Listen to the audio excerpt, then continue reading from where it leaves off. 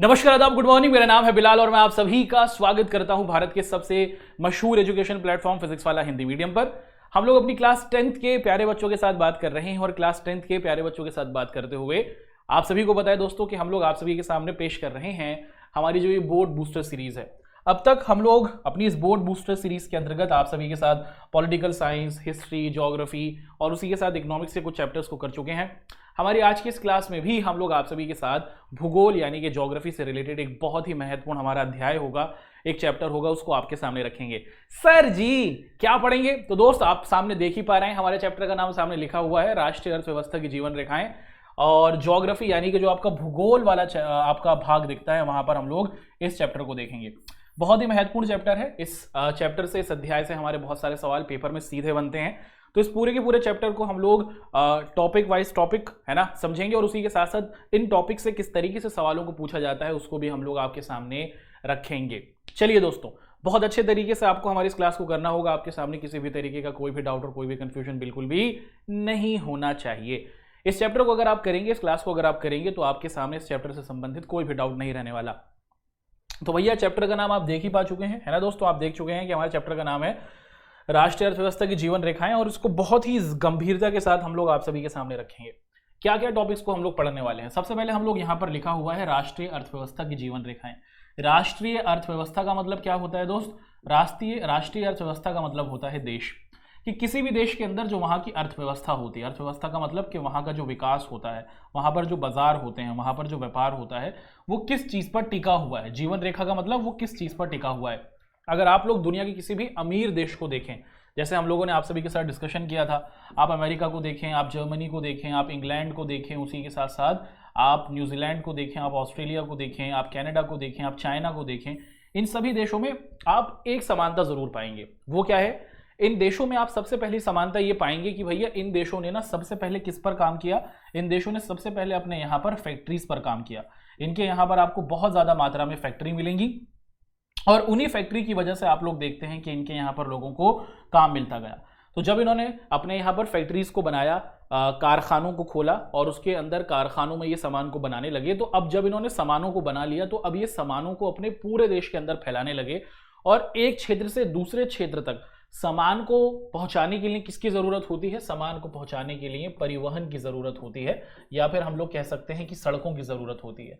तो आप जब भी दुनिया के अमीर देशों की बात करते हैं, America, Britain, Germany, France, Canada, इन सभी देशों में आप जरूर एक समानता पाते हैं। क्या समानता पाते हैं दोस्तों? आप ये देखते हैं कि भैया वहां पर कारखाने बने हुए हैं, वहां पर फैक्ट्रियां बनी हुई हैं और उसी के साथ साथ इन देशों ने अपने यहाँ पर सड़कों को मजबूत किया, अपने यहाँ पर रेल को मजबूत किया, अपने यहाँ पर इन्होंने पानी के जो जहाज के जरिए सामान को पहुंचाया जाता है उसको मजबूत किया।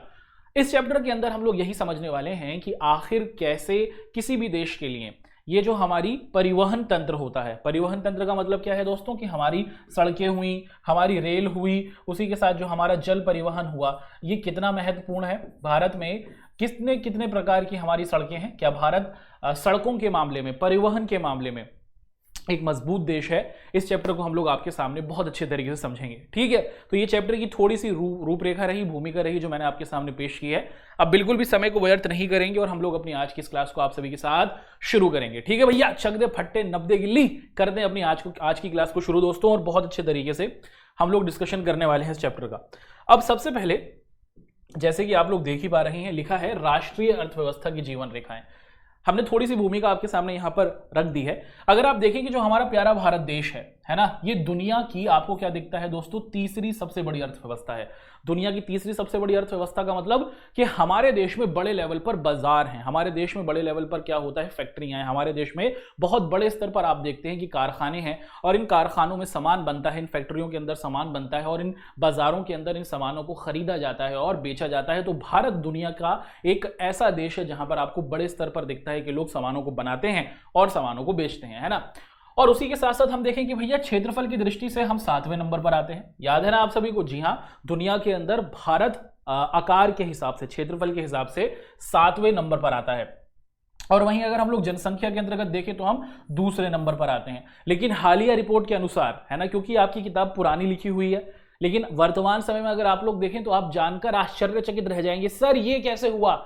जी हां दोस्तों, मैं आपको बताऊं, एक ब्रेकिंग न्यूज देना चाहूं कि हमारे प्यारे भारत ने दुनिया के अंदर एक कीर्तिमान बना दिया। हम सभी भारतीयों ने एक चीज को करके दिखा दिया, और वो क्या है भैया, हम लोग जनसंख्या में चाइना से भी आगे निकल लिए। जी हां, हमारा प्यारा भारत देश आज के समय में अगर आप लोग देखें साल 2023 के अंतर्गत क्या दिखता है आपको, दुनिया का सबसे ज्यादा आबादी वाला देश बन चुका है। तो अगर आप लोग देखें तो जनसंख्या के अंतर्गत हम लोग पहले स्थान पर आपको दिखते हैं। ठीक है, आपकी पाठ्य पुस्तक पुरानी है तो इस वजह से यहां पर दूसरा लिखा हुआ है।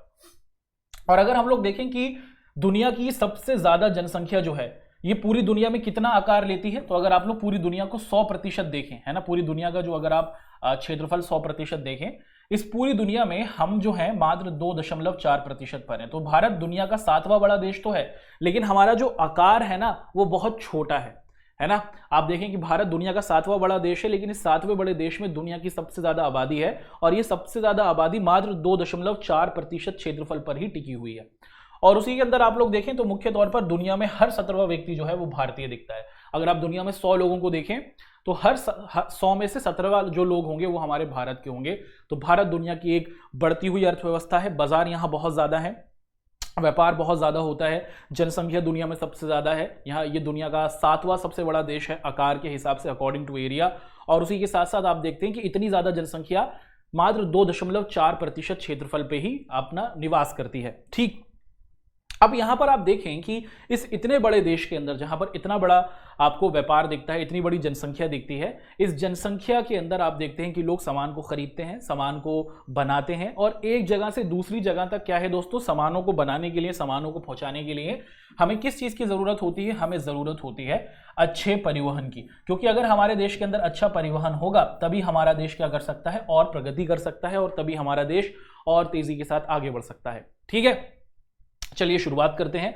सबसे पहले यही समझने की कोशिश कर लेते हैं कि सर आप परिवहन कह रहे हैं, हमें ना परिवहन का मतलब बता दीजिए। चलिए दोस्तों, सबसे पहले परिवहन ये जो शब्द है इसके अर्थ को समझ लेते हैं, क्योंकि पेपर में यहां से सीधा ही सवाल बनता है कि भैया परिवहन से क्या तात्पर्य है, या फिर आप परिवहन से क्या समझते हैं। ठीक है, एक बहुत अच्छा सवाल यहां से आप देखते हैं कि बनता है। भाई परिवहन का मतलब है कि एक जगह से दूसरी जगह तक, ध्यान से सुनिएगा, परिवहन का मतलब क्या है कि भैया एक जगह से दूसरी जगह तक, है ना, क्या करना दोस्तों, या तो लोगों का या फिर सामानों का। ठीक है, या तो वस्तुओं का या फिर व्यक्तियों का आना जाना, कि एक जगह, मान लीजिए आप दिल्ली से हैं, दिल्ली से बंबई जा रहे हैं, आप जा रहे हैं, या फिर आप किसी सामान को भेज रहे हैं, तो जिस माध्यम के जरिए आप किसी व्यक्ति को भेजते हैं या फिर किसी सामान को भेजते हैं उसी को हम लोग परिवहन कहते हैं। कि एक जगह से दूसरी जगह, एक जगह से दूसरी जगह जो जाने की प्रक्रिया होती है, जो तरीका होता है, जो प्रोसेस होता है, उसी को हम लोग परिवहन कहते हैं। ठीक है, और आज के समय में आप लोग देखें कि मुख्य तौर पर दुनिया के अंदर अगर आप लोग जिस भी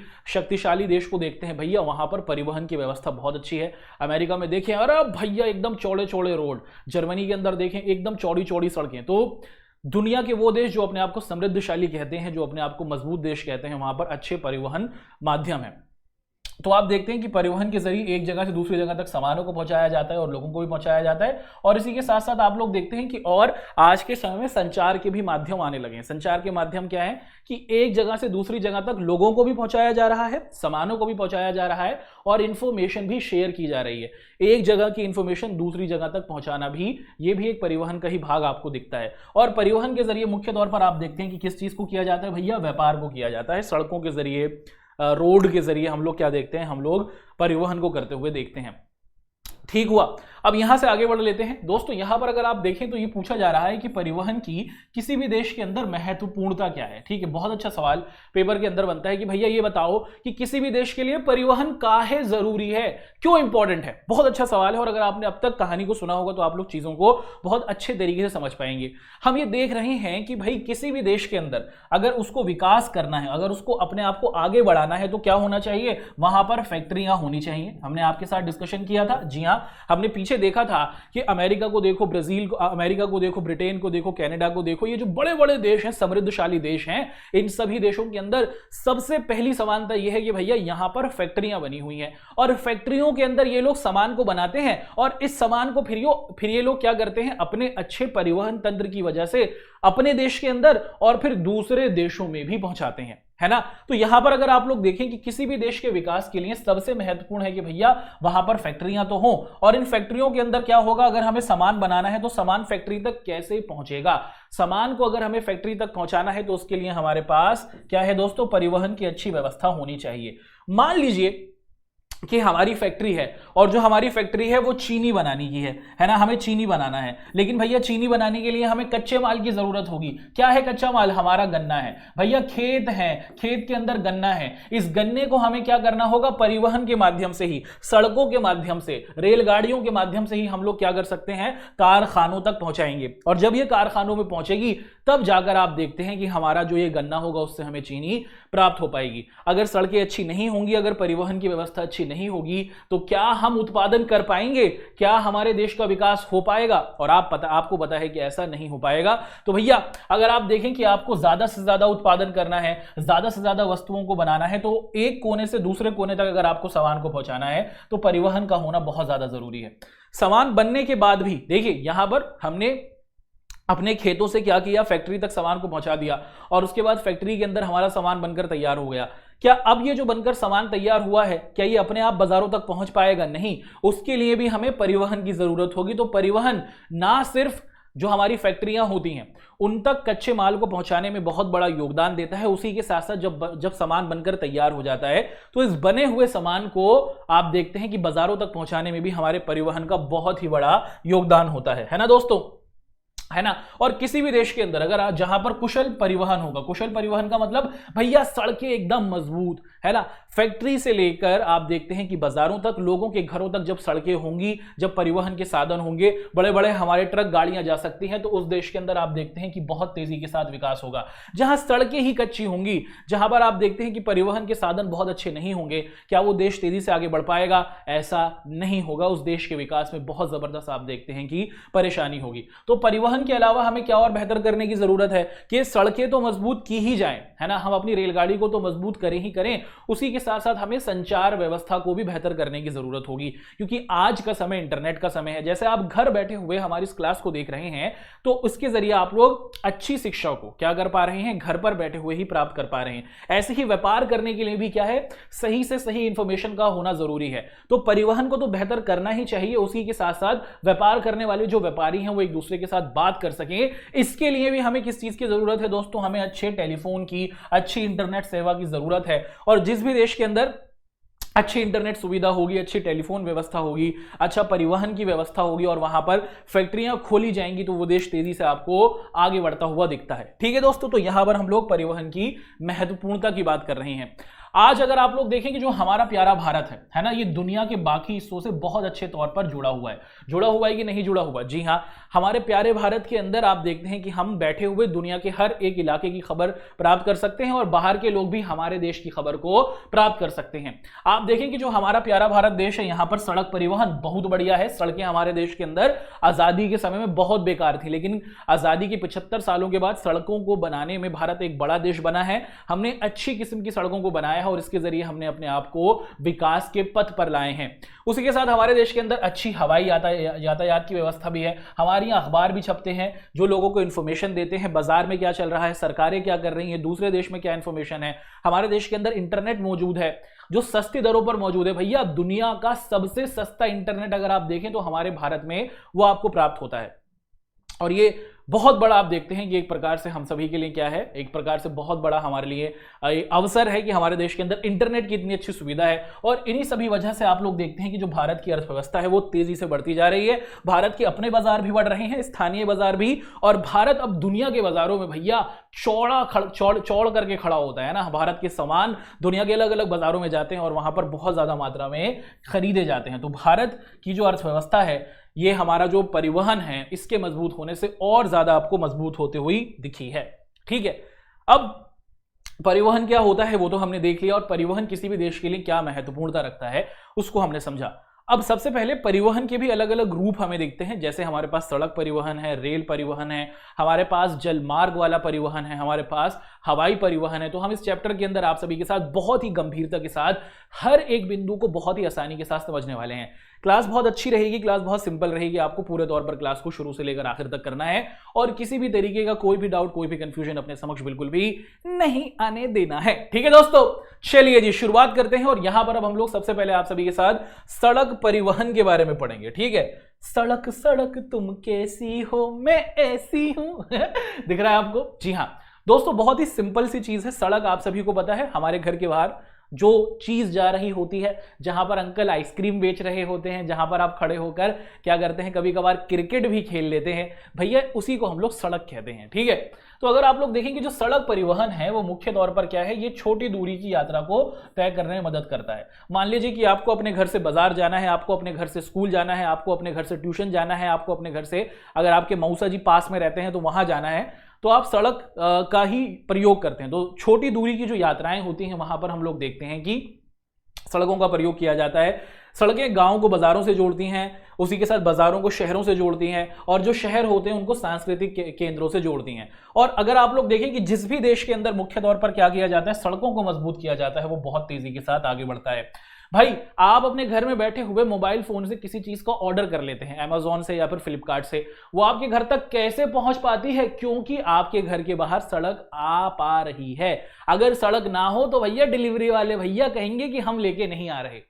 समझ में आ रहा है आपको? अगर सड़क ना ही नहीं होगी तो जो फैसिलिटीज, जो सुविधा आपको मिलती है उसमें आपको परेशानी आएगी। तो मुख्य तौर पर आप देखते हैं कि आपके घर आकर जो हर सुविधा आपको मिल रही है, कि आप घर बैठे बैठे पिज्जा ऑर्डर कर लेते हैं, आप घर बैठे बैठे जूते ऑर्डर कर लेते हैं, आप घर बैठे बैठे किसी भी सामान को ऑर्डर करते हैं, वो आपके घर तक कैसे पहुंच पा रहा है? क्योंकि आपके घर के पास सड़क मौजूद है। तो मुख्य तौर पर आप देख पा रहे हैं कि सड़कें छोटी दूरी की यात्रा को तय करने में ज्यादा तौर पर प्रयोग में लाई जाती हैं। आपके घर तक हर प्रकार की सुख सुविधा पहुंचाने में हमारी सड़क का बहुत योगदान होता है। और सड़कें जो होती हैं वो गांव को शहरों से, शहरों को बाजारों से जोड़ती हैं। अब अगर हम लोग अपने भारत के संदर्भ में देखें, भैया हमारा जो प्यारा भारत आपको दिख रहा है, यहां पर अगर आप लोग देखें कि जो भारत है वो सड़कों के मामले में दुनिया का सबसे बड़ा देश कहलाता है। हमारे देश के अंदर जो सड़कों का नेटवर्क है ना वो बहुत बड़ा है। हमारे देश के अंदर भिन्न भिन्न प्रकार की सड़कें आपको दिखेंगी, हर एक की कहानी को आपको बताएंगे, चिंता बिल्कुल नहीं करनी है ना दोस्तों। अगर आप लोग देखें कि जो हमारा प्यारा भारत है, यहां पर लगभग 2.3 मिलियन किलोमीटर के आसपास की सड़कें हमें दिखती हैं। हमारा आपको दिखता है जम्मू कश्मीर से लेकर कन्याकुमारी तक, उसी के साथ साथ आपको दिखता है कि गुजरात से लेकर हमारे असम तक, उत्तर से लेकर दक्षिण तक, पूरब से लेकर पश्चिम तक, इतना बड़ा जो हमारा ये भारत देश है, दुनिया का 7वां बड़ा देश है। यहां पर जो सड़कों की उपस्थिति है वो आप देख रहे हैं कि 2.3 लाख किलोमीटर के आसपास है। अब इतनी बड़ी सड़कें हैं, इतनी सारी सड़कें हैं, तो एक बार बनाने के बाद कुछ समय के बाद तो ये खराब हो ही जाती होंगी। जी हाँ दोस्तों, ये खराब होती हैं और इसी के लिए हमें जरूरत होती है इनके निर्माण की, कि हम इनको लगातार बनाते रहें और इनको रख रखाव करते रहें, है ना। आप क्या देखते हैं कि इनके रख रखाव की भी हमें कहीं ना कहीं जरूरत पड़ती है।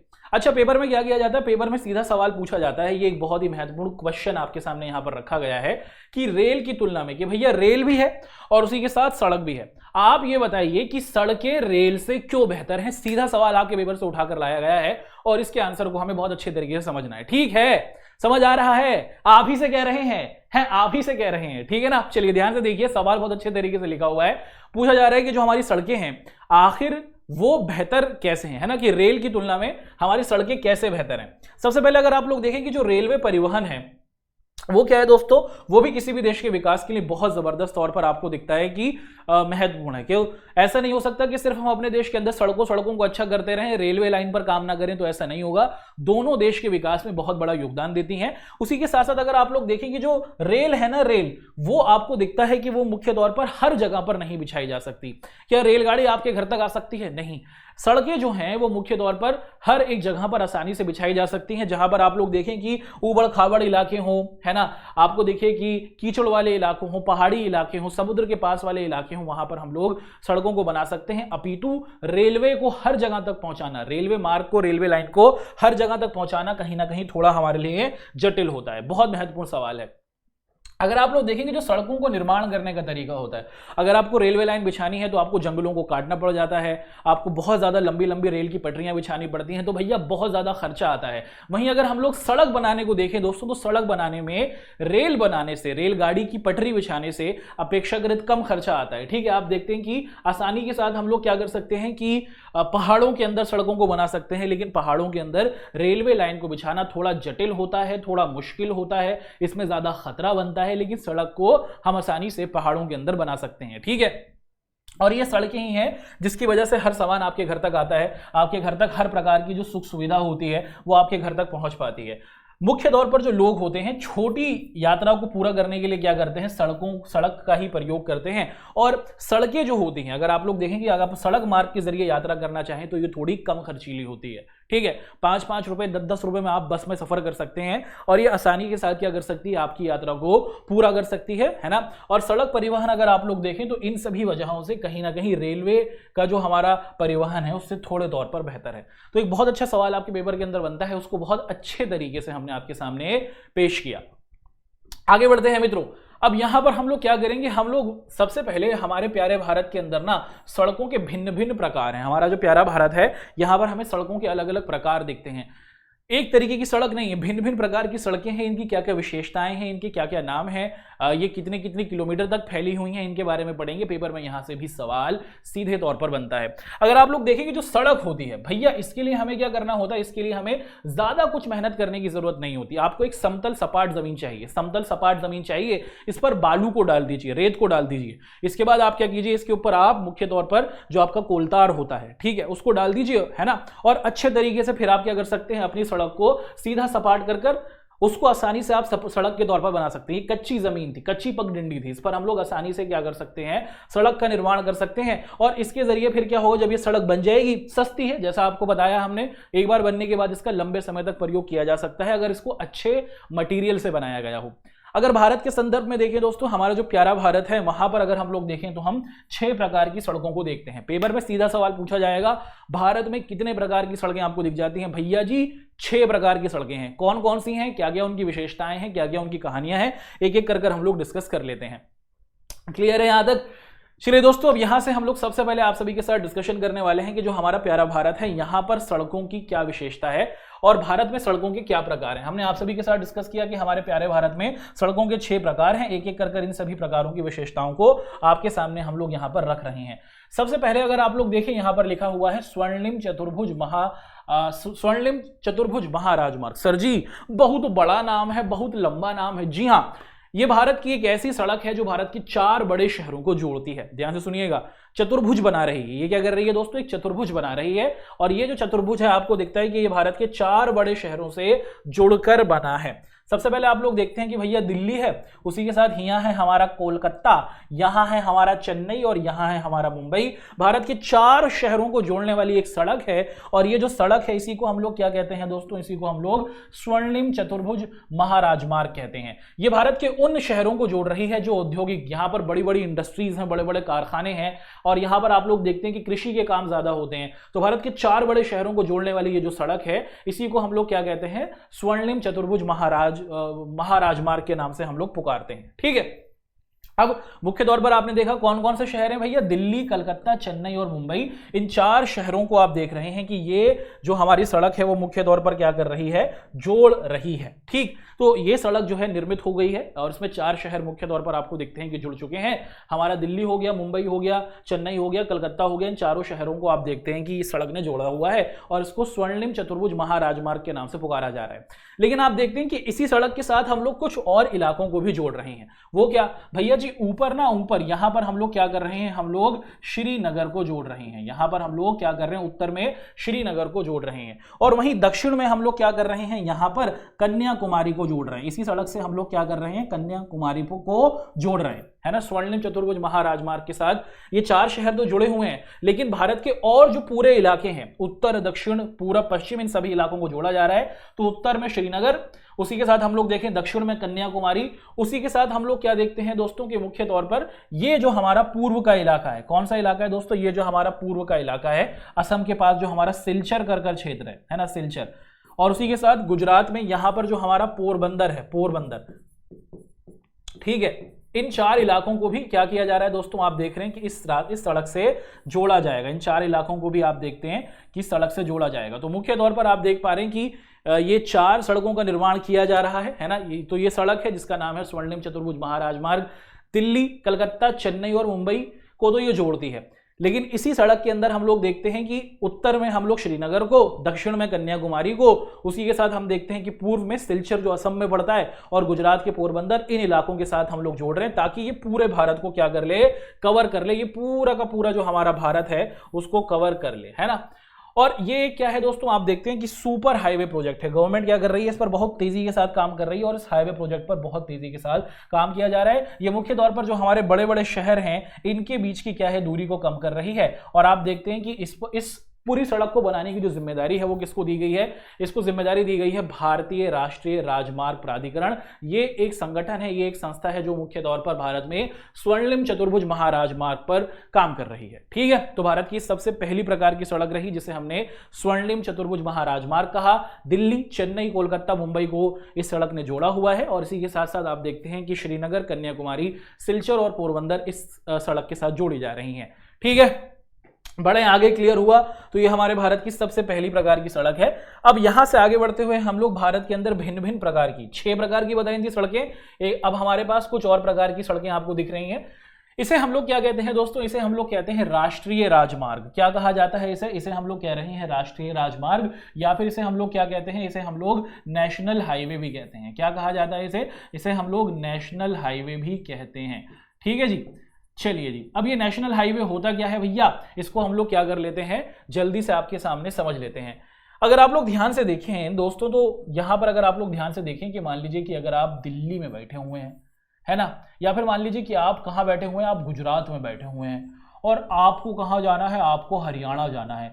आप गुजरात में जहां पर हैं, जो सड़क आपके घर के बाहर है, क्या यही सड़क आपको हरियाणा लेके चली जाएगी? नहीं मेरे दोस्त, आपको पता है कि एक राज्य से दूसरे राज्य में जाने के लिए जिन सड़कों का हम प्रयोग करते हैं उन्हीं को हम लोग क्या कहते हैं, नेशनल हाईवे, या फिर आप क्या कहते हैं दोस्तों, राष्ट्रीय राजमार्ग कहते हैं। ठीक है, तो मुख्य तौर पर एक राज्य से दूसरे राज्य को जो जोड़ने वाली हमारी सड़कें होती हैं, है ना, जो भारत के दूर दूर के इलाकों को जोड़ने वाली हमारी ये सड़कें होती हैं, जो भारत को क्या करती हैं, आपको दिखता है कि भारत के एक सुदूरस्थ राज्य से, एकदम दूर के इलाके से एक दूसरे क्षेत्र को जोड़ने वाली जो हमारी ये सड़क है, इसी को हम लोग क्या कहते हैं, नेशनल हाईवे कहते हैं। और हमारे देश के अंदर आप लोग देखें कि ये जो पूरी की पूरी हाईवेज है, नेशनल हाईवेज जो है, ये मुख्य तौर पर पूरे देश को एकीकृत करके रखते हैं।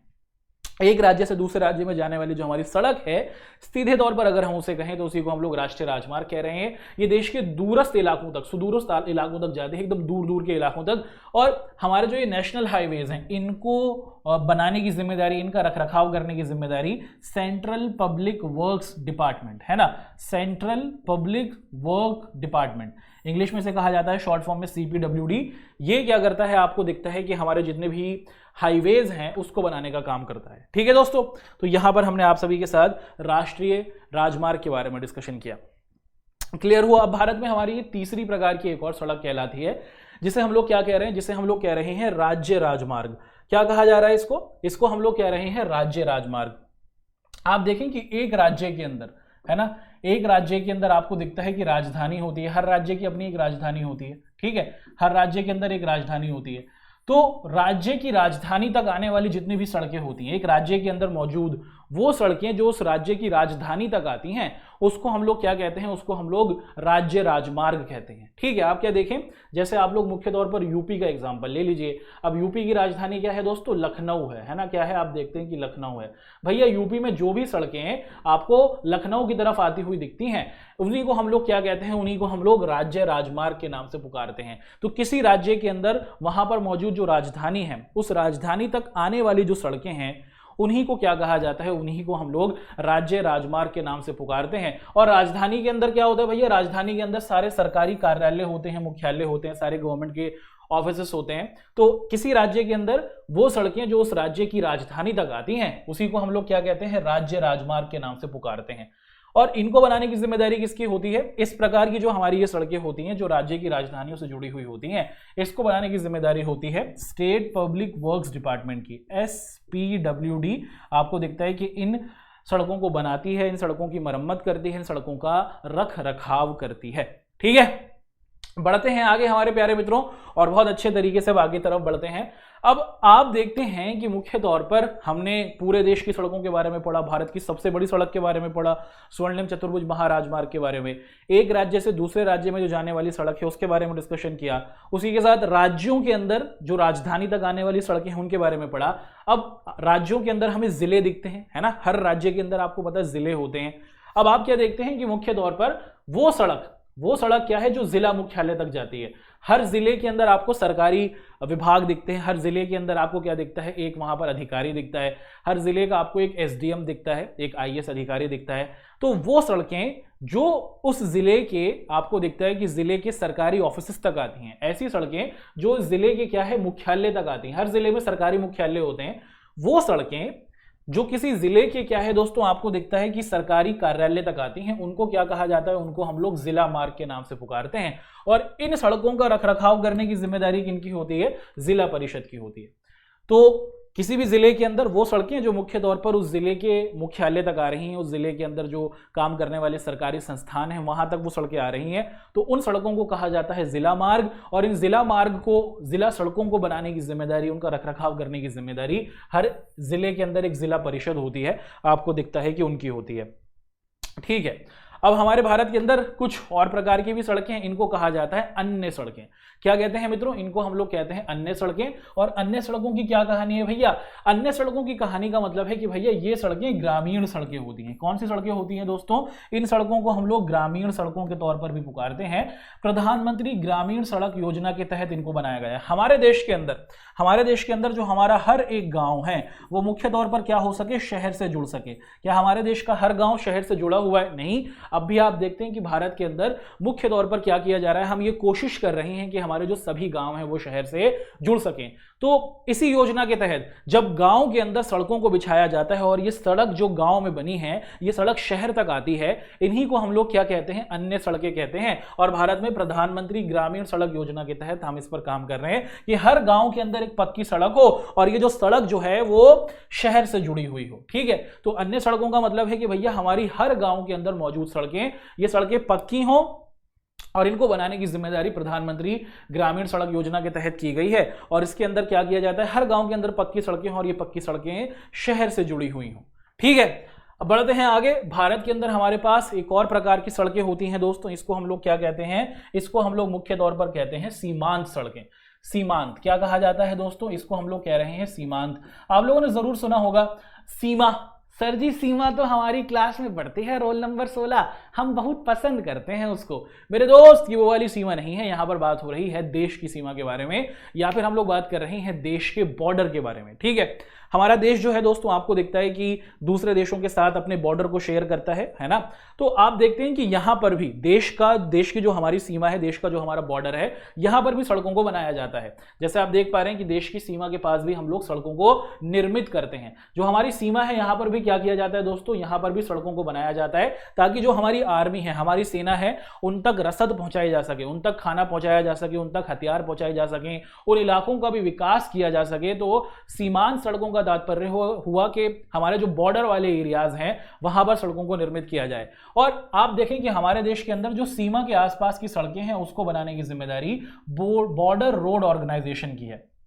एक संगठन है जिसको यही काम दिया गया है कि भैया देश के अंदर जितनी भी हमारी सीमांत इलाके हैं, सीमा के पास हमारे क्षेत्र हैं, वहां पर सड़कों को काम करना है। तो बॉर्डर रोड ऑर्गेनाइजेशन क्या कर रहा है, साल 1960 में बनाया गया है। इसका काम यही है कि देश की सीमा वाले इलाकों के आसपास सड़कों को मजबूत करना। मुख्य तौर पर भारत के जो पूर्वी क्षेत्र हैं, पूर्वी क्षेत्र पूर्वोत्तर राज्यों का मतलब हुआ हमारा जो असम, मेघालय, मणिपुर, नागालैंड, पूर्वोत्तर के जो इलाके हैं वहां पर आप देखते हैं कि हमारा जो बॉर्डर रोड ऑर्गेनाइजेशन है वो मुख्य तौर पर काम करता है। और ये जो सड़कें हैं ये दुर्गम इलाकों को क्या करती हैं, आसान बनाती है। क्योंकि सीमा जो हमारा इलाका है, जो हमारे सीमा वाले इलाके हैं वो पहाड़ों में हैं, वो रेगिस्तानों के आसपास आपको दिखते हैं। तो इसीलिए मुख्य तौर पर आप देखते हैं कि जब यहाँ तक सड़कें पहुँच जाती हैं तो लोगों का जीवन अच्छा हो पाता है, लोगों का जीवन आसान होता है जो वहाँ रहते हैं।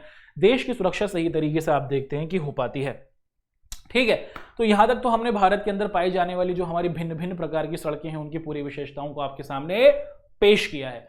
बढ़ते हैं आगे मित्रों, और यहां पर हम लोग आप सभी के साथ सड़क घनत्व के बारे में पढ़ेंगे। किसके बारे में पढ़ेंगे? सड़क घनत्व। सड़क घनत्व का मतलब हुआ कि भैया हमारे देश में आखिर सड़कें कितने प्रतिशत में फैली हुई हैं, क्या क्या उसकी कहानी है, इसको एक एक कर हम लोग देखें। तो अगर आप लोग देखें कि प्रति 100 वर्ग किलोमीटर में उपलब्ध सड़क की लंबाई को हम लोग क्या कहते हैं? सड़क घनत्व कहते हैं। ध्यान से सुनिएगा, सीधा सवाल पेपर में पूछा जाता है कि सड़क घनत्व क्या है, इसी को हम लोग यहां पर समझ रहे हैं।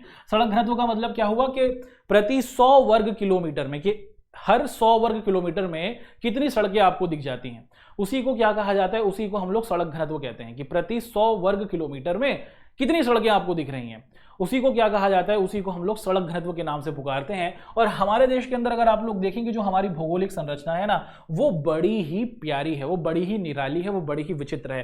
क्या हमारे देश के अंदर पूरा का पूरा देश एक समतल मैदान है? नहीं, हमारे देश में पहाड़ भी हैं, पठार भी हैं, रेगिस्तान भी है, उसी के साथ आपको तटीय क्षेत्र भी दिखता है, द्वीप समूह भी दिखते हैं, है ना। तो भारत जो है वो एक जैसी भौगोलिक संरचना वाला देश आपको नहीं है, और इसी वजह से आप लोग देखते हैं कि भारत में जो सड़कों का फैलाव है ना दोस्तों, वो आपको एक जैसा नहीं दिखता, है ना, एक जैसा आपको नहीं दिखेगा। आप क्या देखते हैं कि जो हमारा जम्मू कश्मीर है, यहां पर जो सड़क का घनत्व है वो 10 किलोमीटर प्रति वर्ग है। आप देखते हैं कि जम्मू कश्मीर के अंदर मुख्य तौर पर आप देख पा रहे हैं, क्योंकि पहाड़ी क्षेत्र है, तो यहां पर हम लोग देखते हैं कि यहां पर हमें 10 किलोमीटर प्रति वर्ग किलोमीटर दिखता है। कि 100 यहां पर जो सड़कें हैं उनका जो अनुपात है वो हमें अपेक्षाकृत कम दिखता है। और वहीं अगर आप लोग केरल के अंदर देखें तो वहां पर हमें 375 किलोमीटर की सड़कों की उपस्थिति दिख जाती है। तो भारत एक ऐसा देश है क्योंकि इसकी भौगोलिक संरचना थोड़ी विचित्र है, और इसी वजह से आप देखते हैं कि यहाँ पर सड़कों का जो घनत्व है, सड़कों का फैलाव एक जैसा नहीं है। पहाड़ी क्षेत्रों के अंदर सड़कों की बनावट अलग तरीके से है, मैदानी क्षेत्रों में सड़कों की बनावट अलग तरीके से है, वहां पर उनका फैलाव अलग तरीके से है।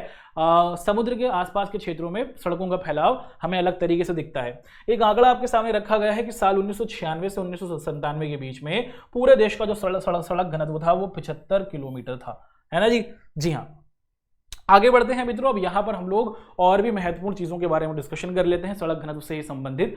अगर आप देखें कि जो हमारा प्यारा भारत है, वहां पर सड़क परिवहन जो है आज भी जरूरत को पूरा करने का एक बहुत ही महत्वपूर्ण साधन आप देखते हैं कि बना हुआ है। अधिकतर जो लोग हैं वो अपने सामानों को पहुंचाने के लिए क्या करते हैं? मुख्य तौर पर सड़कों की ही जरूरत को पूरा करते हैं, सड़कों को ही प्रयोग में लाते हैं। लेकिन जो हमारी वर्तमान सड़कें हैं ना, क्या वो अच्छे हालात में हैं? अगर हम वर्तमान परिप्रेक्ष्य में देखें तो हमारी सड़कें हैं, लेकिन उनकी स्थिति ज्यादा बेहतर नहीं है, उनको ध्यान रखने की जरूरत है। हमारे देश की जनसंख्या बहुत तेजी के साथ बढ़ रही है, दुनिया की सबसे ज्यादा आबादी वाला देश हमारा प्यारा भारत बन चुका है। बहुत बड़ी समस्या वाली बात है दोस्तों ये।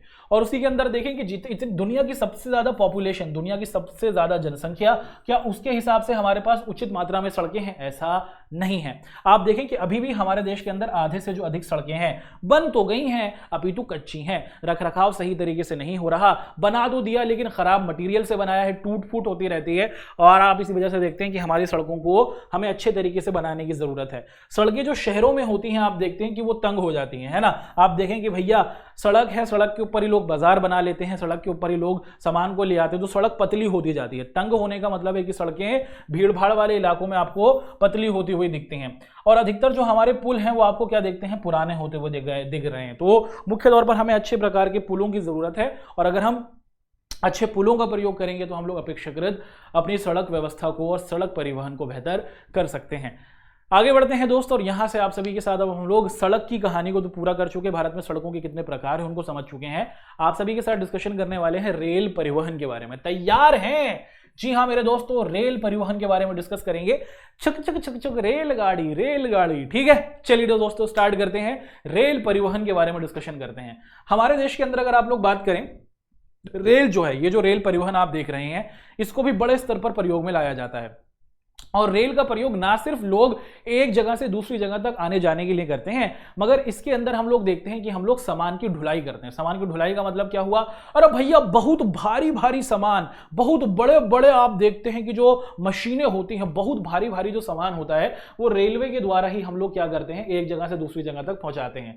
मुख्य तौर पर जो रेल है ना, या फिर जो रेल मार्ग है, इसका प्रयोग किया जाता है दूर की यात्रा को पूरा करने के लिए। दिल्ली से केरल जाना है, सड़क से जाने में बहुत टाइम लगेगा भैया जी, रेल मार्ग के द्वारा जाएंगे। तो आपको दिखता है कि दिल्ली से हमें मुंबई जाना है, बहुत लंबा रास्ता है, तो जो लंबी यात्राओं वाले आपको क्या दिखते हैं, हमारे सफर दिखते हैं, लंबी यात्रा करने वाला जो आपको माहौल दिखता है, वहां पर हम लोग देखते हैं कि रेल को ही प्रयोग में लाया जाता है। तो रेल लंबी दूरी की यात्रा पूरी करने के लिए प्रयोग में लाई जाती है। इसी के साथ साथ लोग क्या करते हैं, रेल के जरिए व्यवसाय बिजनेस किया जाता है, लोग घूमने के लिए जाते हैं, रेल के जरिए तीर्थ स्थलों के दर्शन किए जाते हैं, है ना, मंदिरों में जाया जाता है, दरगाहों में जाया जाता है, मस्जिदों में जाया जाता है, गुरुद्वारे में जाया जाता है, अलग अलग स्थानों पर आप लोग देखते हैं कि जाया जाता है। और रेल मुख्य तौर पर क्या है, भारत के आर्थिक जिंदगी को मजबूत करती है। रेल कहीं ना कहीं पूरे भारत को एक धागे में पिरोने की कोशिश करती है, क्योंकि रेल सस्ती दिख जाती है आपको कहीं ना कहीं, और इसके जरिए लोग एक दूसरे के साथ जुड़े रहते हैं। लोगों को एक दूसरे की संस्कृति को समझने का मौका रेल के जरिए दिखता है। अब आगे बढ़े कि ये कृषि और उद्योग के विकास में भी बहुत ज्यादा मददगार है। ये जो हमारी रेलवे है, ये जो हमारा रेल मार्ग है, रेल परिवहन है, इसके जरिए कृषि और उद्योग के लिए भी बहुत बढ़िया है। भैया पंजाब में बना जो गेहूं था उसको हमें कहां पहुंचाना था, उसको हमें हैदराबाद पहुंचाना था या फिर कर्नाटका पहुंचाना था। तो कैसे पहुंचाएं, हमने रेलगाड़ी में डाल दिया, रेलगाड़ी में डालने के बाद आप देखते हैं कि आसानी से वो 2 दिन में वहां पहुंच गया। तो एक देश के अंदर या एक क्षेत्र के अंदर, एक राज्य के अंदर, एक शहर के अंदर जो बने हुए फल हैं, वहां पर पैदा हुए जो हमारे अनाज हैं, वो दूसरे क्षेत्र में पहुंच पाते हैं रेल की मदद से ही। ऐसे ही एक इलाके के अंदर बनने वाला जो सामान है, जो वस्तुएं हैं, जो चीजें हैं, वो दूसरे क्षेत्र में पहुंच पाती हैं कैसे, रेल की मदद से ही। तो रेल ना सिर्फ कृषि के विकास में सहायक है, उसी के साथ साथ ये हमारे कारखानों को विकास करने में बहुत बड़ा योगदान देता है। और मुख्य तौर पर अगर आप लोग देखेंगे, जो भारतीय रेल है ये एक सार्वजनिक सेक्टर है। पिछली क्लास में हमने डिस्कस किया था, सार्वजनिक सेक्टर का मतलब एक ऐसी व्यवस्था जिस पर देश की सरकार का कब्जा होता है। क्या कभी आपने देखा कोई कहे कि भैया जी ये जो रेल है ना, हमारे अंकल जी, हमारे पापा जी लगाए थे? ऐसी नहीं है। जो भारतीय रेल है, आप सभी को पता है कि ये क्या है दोस्तों, जो हमारी भारतीय रेल है ये मुख्य तौर पर ये एक सरकारी संस्था है, एक सरकार की संपत्ति है। ठीक है जी, ये हमारी सरकारी संस्था है और देश की सरकार ही क्या करती है, मुख्य तौर पर इसका रखरखाव करती है और इसको संभालने की जिम्मेदारी हमारे देश की सरकार की है। पेपर में सीधा सवाल पूछा जाता है कि भारत में सबसे पहली ट्रेन कब चली, तो याद कर लीजिए 1853 में चली। और कहां से कहां तक चली भैया, ठाणे। ठीक है, आप देखते हैं कि मुंबई से ठाणे तक चली। कितने किलोमीटर चली दोस्तों, 34 किलोमीटर, 34 किलोमीटर चली। ठीक है, तो रेल भारत के अंदर बहुत बड़ा योगदान दे रही है, कृषि का विकास कर रही है, उद्योग का विकास कर रही है, सरकारी संस्था है। सरकार देश की रेल पर क्या करती है, अपना आधिपत्य रखती है, अपना कब्जा रखती है। किसी प्राइवेट व्यक्ति का इस पर कोई आधिपत्य नहीं है ना, कोई संपत्ति नहीं है। और उसी के साथ साथ हम लोग देखें, देश की सबसे पहली ट्रेन मुंबई से ठाणे तक चली। मुंबई से आप देखते हैं कि ठाणे तक चली, 1853 में चली, और आपको दिखता है कि ये 34 किलोमीटर के आसपास के सफर को तय करती है। आज के समय में अगर हम लोग देखें मुख्य तौर पर कि भारत में रेलों का क्या स्तर है, बहुत अच्छा और बहुत ही इंटरेस्टिंग है भैया। भारत की जो रेलवे लाइंस हैं ये आज के समय में आपको बहुत ज़्यादा तेज़ी के साथ बढ़ती हुई दिख रही हैं। भारतीय जो रेल तंत्र है इसके अंदर अगर आज के समय में हम लोग देखें तो लगभग 7031 हमारे पास स्टेशंस आपको दिख जाते हैं। और इसके अंदर अगर हम लोग देखें तो 63,221 किलोमीटर लंबा सफ़र तय किया जाता है। तो भारतीय रेल के पास 7031 के आसपास आपको दिखता है कि रेलवे स्टेशन मौजूद हैं। लगभग हम लोग 63,000 के से भी ज़्यादा किलोमीटर के सफ़र को तय कर सकते हैं भारतीय रेल के जरिए। उसी के साथ साल 2004 के आंकड़े आपके सामने रखे गए हैं और इन आंकड़ों में ये बताया गया है कि भैया जो हमारे रेलवे स्टेशन है ना उनकी संख्या बड़ी है ना।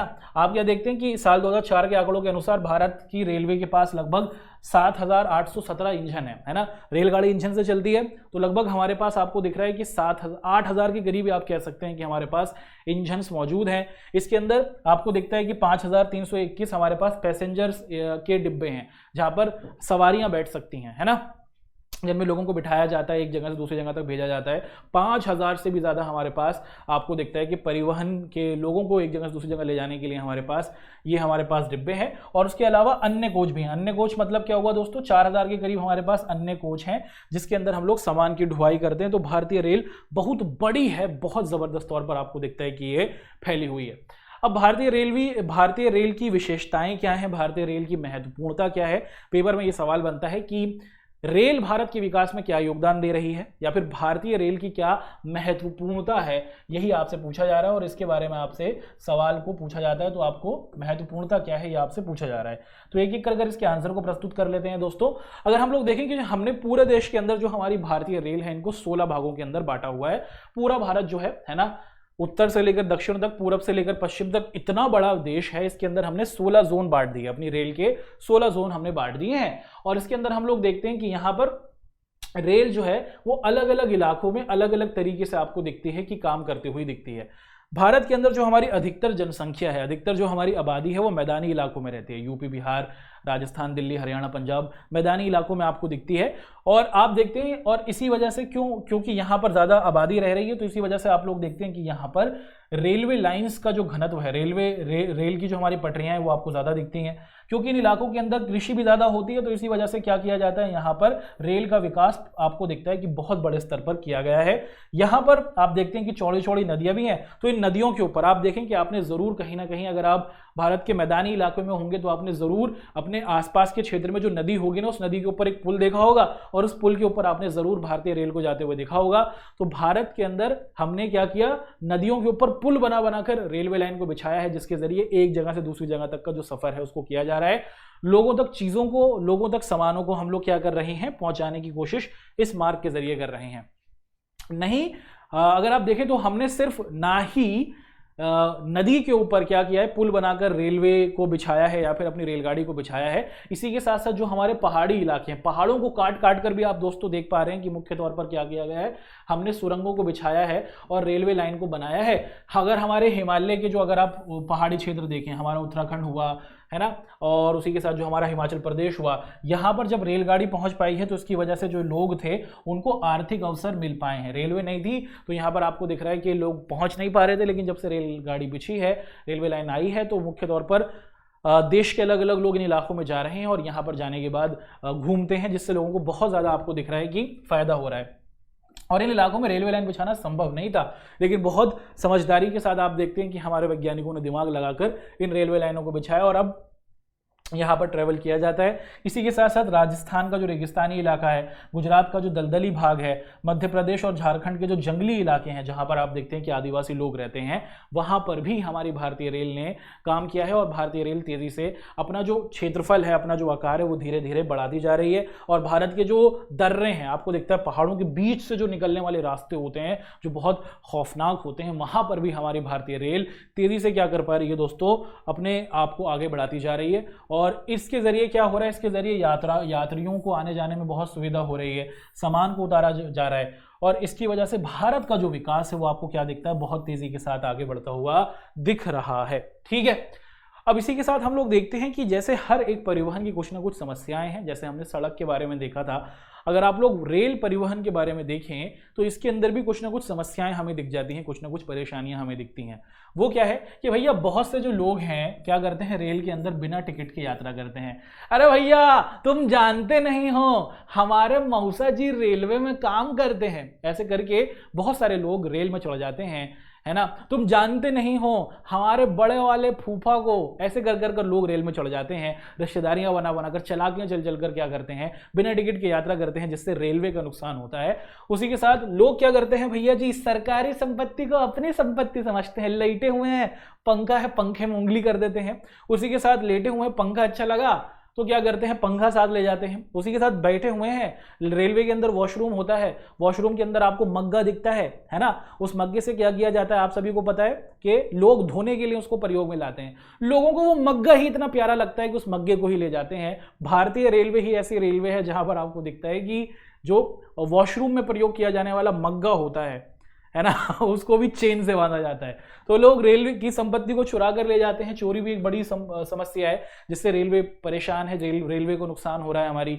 लोग क्या कर लेते हैं भैया जी, मन मर्जी के लिए, आपने बहुत सी फिल्मों में भी देखा होगा, हीरो को रुकना है, हीरोइन आ गई है, इसके लिए क्या करता है भैया जी, एकदम से चेनिया को खींच दिया जाता है। ऐसा नहीं किया जा सकता है ना। आप देखें कि आप अपनी मनमर्जी से लोग क्या करते हैं, चेनों को खींच देते हैं, जिससे चलती हुई जो ट्रेन होती है उसको रोक दिया जाता है, लोगों का समय खराब होता है, फिर ट्रेन को स्टार्ट करने में बहुत ज़्यादा समय खराब होता है। तो इन वजहों से भी आप देखते हैं कि जो रेल है हमारी, जो भारतीय रेलवे, वो बहुत ज़्यादा नुकसान में है।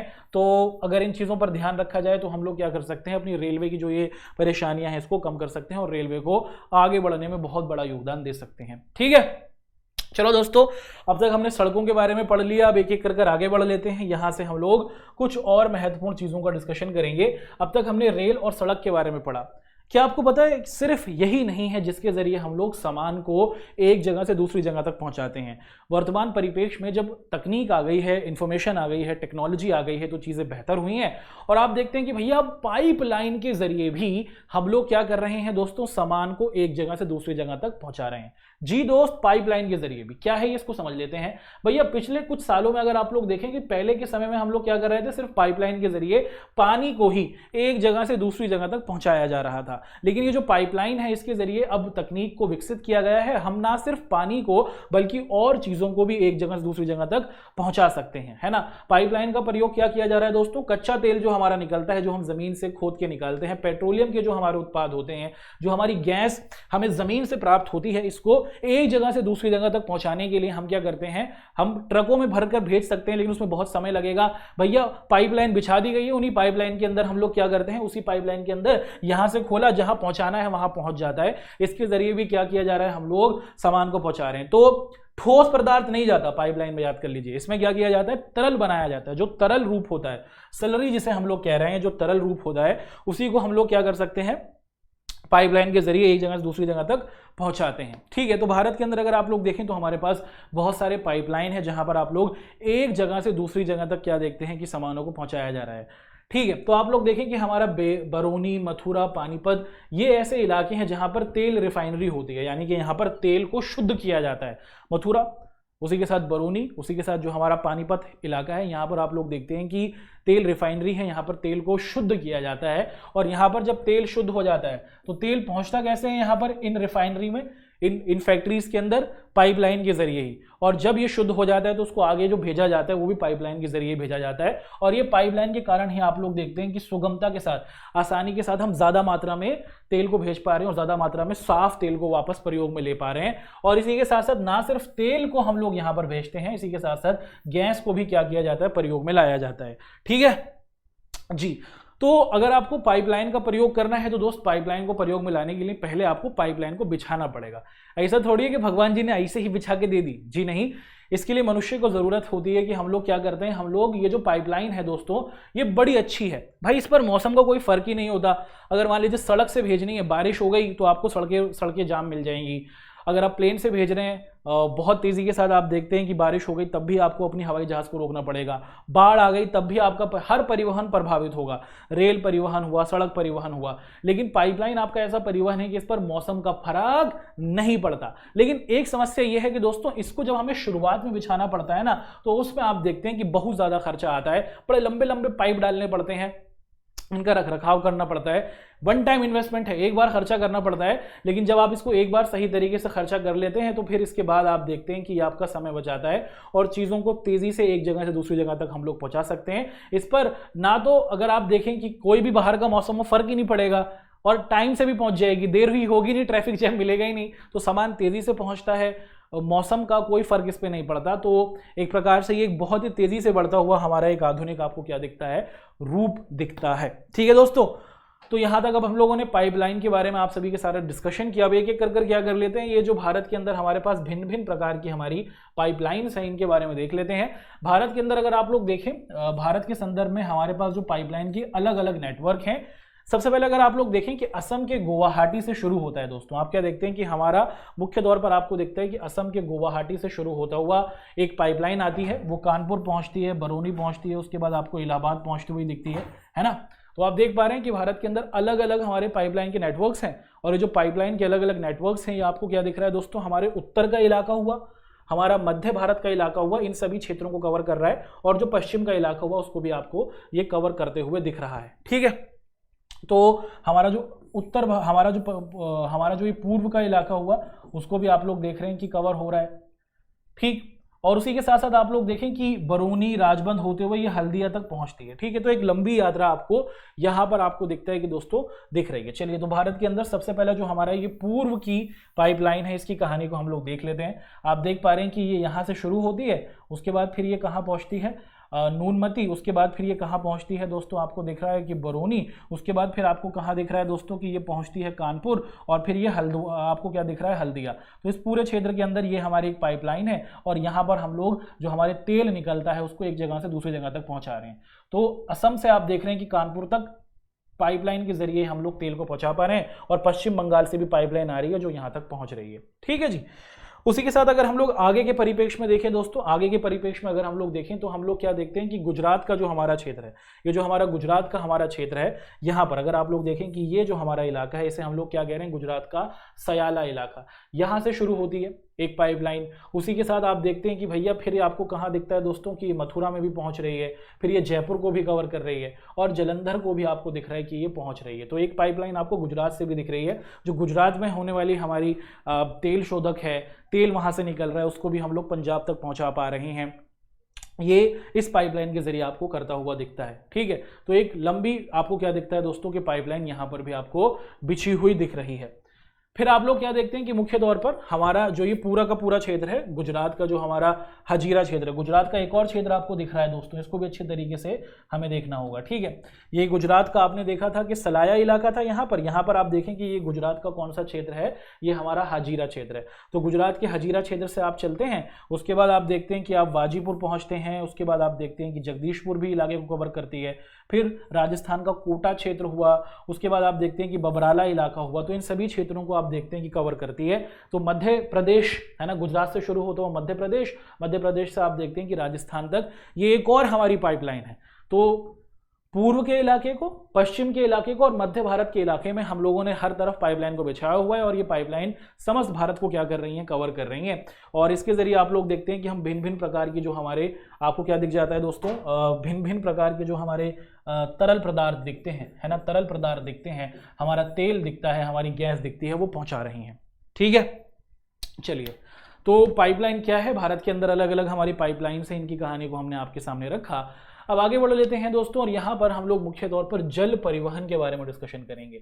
पानी के अंदर भी किया जाता है परिवहन, है ना, हम लोग पानी के जरिए भी क्या करते हैं दोस्तों, एक क्षेत्र से दूसरे क्षेत्र तक आते हैं, जाते हैं।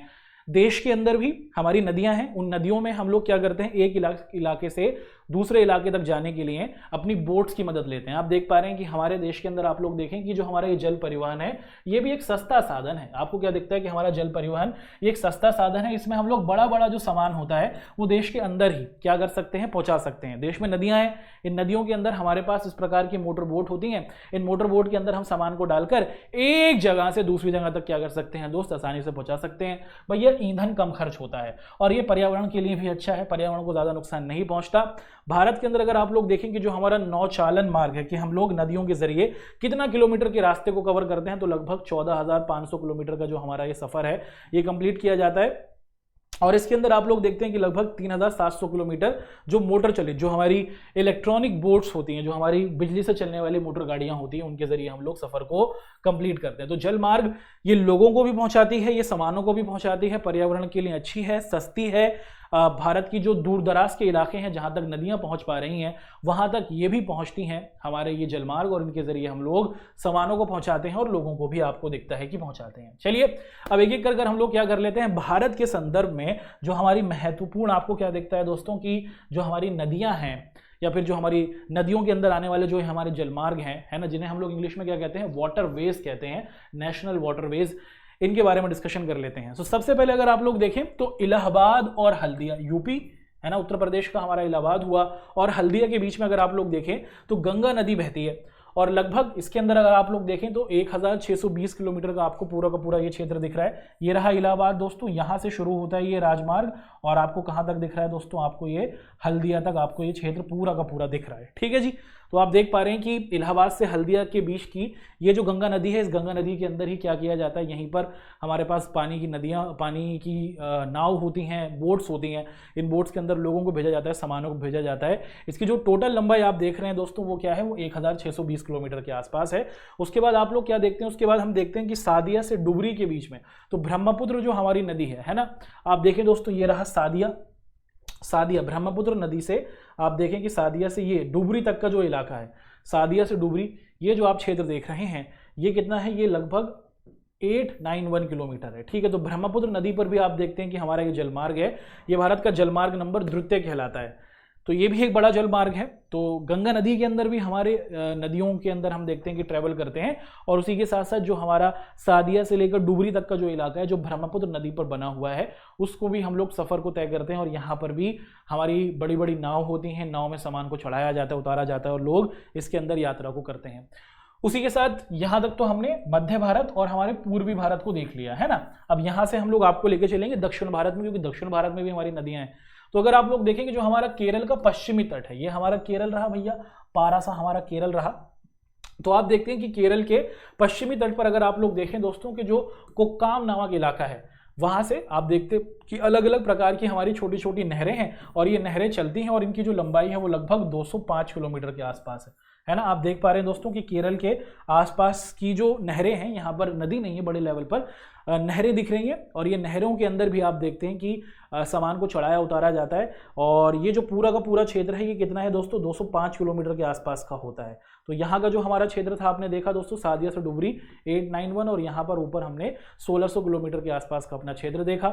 उसी के साथ साथ आप लोग देखेंगे जो हमारी गोदावरी नदी हुई, दक्षिण भारत में ही हमारी जो गोदावरी नदी हुई, कृष्णा नदी हुई, है ना। यहाँ पर भी आप लोग देखते हैं कि इन नदियों के अंदर भी हम जल परिवहन को प्रयोग में लाते हैं और इसके जरिए भी क्या किया जाता है, इसके जरिए भी हम लोग एक इलाके से दूसरे इलाके तक अपने सामान को बड़े लेवल पर पहुंचाते हैं। तो भारत का ये नेशनल वाटरवेज रहा और मुख्य तौर पर हमारा इलाहाबाद से हल्दिया तक, सादिया से डुबरी तक और उसी के साथ केरल की जो है हमारी नहरें हैं ये अपने सफर को पूरे तौर पर आपको दिखता है। और उसी के साथ जो गोदावरी कृष्णा बेसिन है, गोदावरी नदी कृष्णा नदी हुई, ये भी क्या करती हैं दोस्तों, यहाँ पर भी हमें बड़े लेवल पर क्या दिख जाता है, अपने जलमार्ग को दिखता है। गोदावरी कृष्णा नदी जो है इनकी जो टोटल आप देख रहे हैं कि जो ये जो सफ़र तय करती हैं वो लगभग 1000 किलोमीटर के आसपास का पूरा क्षेत्र आपको दिखता है कि कंप्लीट किया जाता है।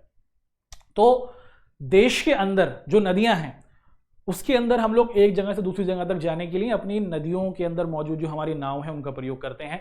भैया देश के बाहर भी पानी है और देश के बाहर जो हमारे ये पानी है इसे हम लोग समुद्र कह रहे हैं, महासागर कह रहे हैं, इसके अंदर भी हम लोग क्या करते हैं दोस्तों, इसके लिए भी हम लोग बड़े बड़े पत्तन का प्रयोग करते हैं। इसको हम लोग पत्तन भी कहते हैं और उसी के साथ साथ आप लोग किस नाम से पुकारते हैं, इसको हम लोग बंदरगाह भी कहते हैं। क्या कहा जाता है, बंदरगाह, ठीक है। इंग्लिश में इसे हम लोग पोर्ट कहते हैं। तो भारत का जो समुद्री इलाका है ना, देश के अंदर जो नदियां हैं वहां पर तो हमने पीछे आपको बता दिया दोस्तों, आपने पीछे देखा बहुत अच्छे तरीके से कि इन नदियों के अंदर हम लोग किस तरीके से अपने यातायात को करते हैं। अब भारत जो बाहरी क्षेत्र हमें दिख रहा है, भारत का जो आपको दिखता है कि समुद्र का जो इलाका है, ये जो पूरा का पूरा समुद्र का इलाका है, यहाँ पर हमने क्या किया है, बंदरगाह को बनाया है या फिर पोर्ट को बनाया है। जैसे आप लोग देखते हैं कि जब बस पकड़नी होती है तो हमें बस स्टैंड पर जाना होता है, वहीं पर बस मिलती है। मेट्रो पकड़नी होगी तो मेट्रो स्टेशन पर जाना होगा। ऐसे ही जब आप देखते हैं कि आपको क्या करना होगा, जब आपके बड़े बड़े ये जो पानी के जहाज होते हैं जो समुद्र में यात्रा करते हैं, इनको क्या किया जाता है, ये जहां पर रोके जाते हैं, जहां पर इनमें से सामान को चढ़ाया जाता है और उतारा जाता है, उसी को बंदरगाह या फिर पत्तन कहा जाता है। और भारत के संदर्भ में आप लोग देखें तो भारत के संदर्भ में हमारे पास 13 प्रमुख बंदरगाह है। भारत के अंदर अगर आप लोग देखें जो हमारे पूरे के पूरे ये जो बंदरगाह हैं, इनकी जो पूरी की पूरी आप लंबाई देखें, आपको दिखता है कि गुजरात से शुरू होती है दोस्तों। और पूरे तौर पर अगर आप लोग देखें, है ना, तो ये जो पूरा क्षेत्र कवर करती है कितनी है, ये आपको दिख रहा है लगभग 7516 किलोमीटर। तो गुजरात से शुरू होकर आपको दिख रहा है कलकत्ता तक, और ये जो पोर्ट ब्लेयर वाला हमारा ये क्षेत्र है, ये जो टोटल किलोमीटर है ये 7516 किलोमीटर आपको दिखता है। इसके अंदर 13 बड़े बड़े हमारे पत्तन हैं, 13 बड़े बड़े हमारे आपको पोर्ट या फिर बंदरगाह दिखते हैं। और यहाँ पर इनकी क्या क्या नाम है, क्या क्या विशेषताएं हैं, उनको एक एक कर हम लोग देखेंगे। देश का जो हमारा इंटरनेशनल बिजनेस है कि भारत दूसरे देशों के साथ जो अपना व्यापार करता है, लगभग हमारा जो 95% आप देखेंगे जो हमारा व्यापार है वो किसके जरिए होता है, पानी के जहाज के जरिए होता है। तो देश के अंदर जो दूसरा सामान आ रहा है या फिर हम किसी के यहाँ सामान भेज रहे हैं, उसका 95% जो है वो आपको इन्हीं समुद्री रास्तों से होता हुआ दिखता है। आज़ादी से पहले की बात करें, जब हमारा देश एक था, इसका बंटवारा नहीं हुआ था, तो जो कराची बंदरगाह है, जो कराची बंदरगाह जो पहले यहाँ पर हुआ करता था, वो पहले भारत के अंदर ही शामिल था, है ना। तो भारत के पास कराची बंदरगाह भी आज़ादी से पहले हुआ करता था। अब आज़ादी हमें प्राप्त हुई साल 1947 में, और साल 1947 के बाद से ही भारत के अंदर पत्तन को मजबूत करने की, बंदरगाहों को मजबूत करने की कोशिश की गई।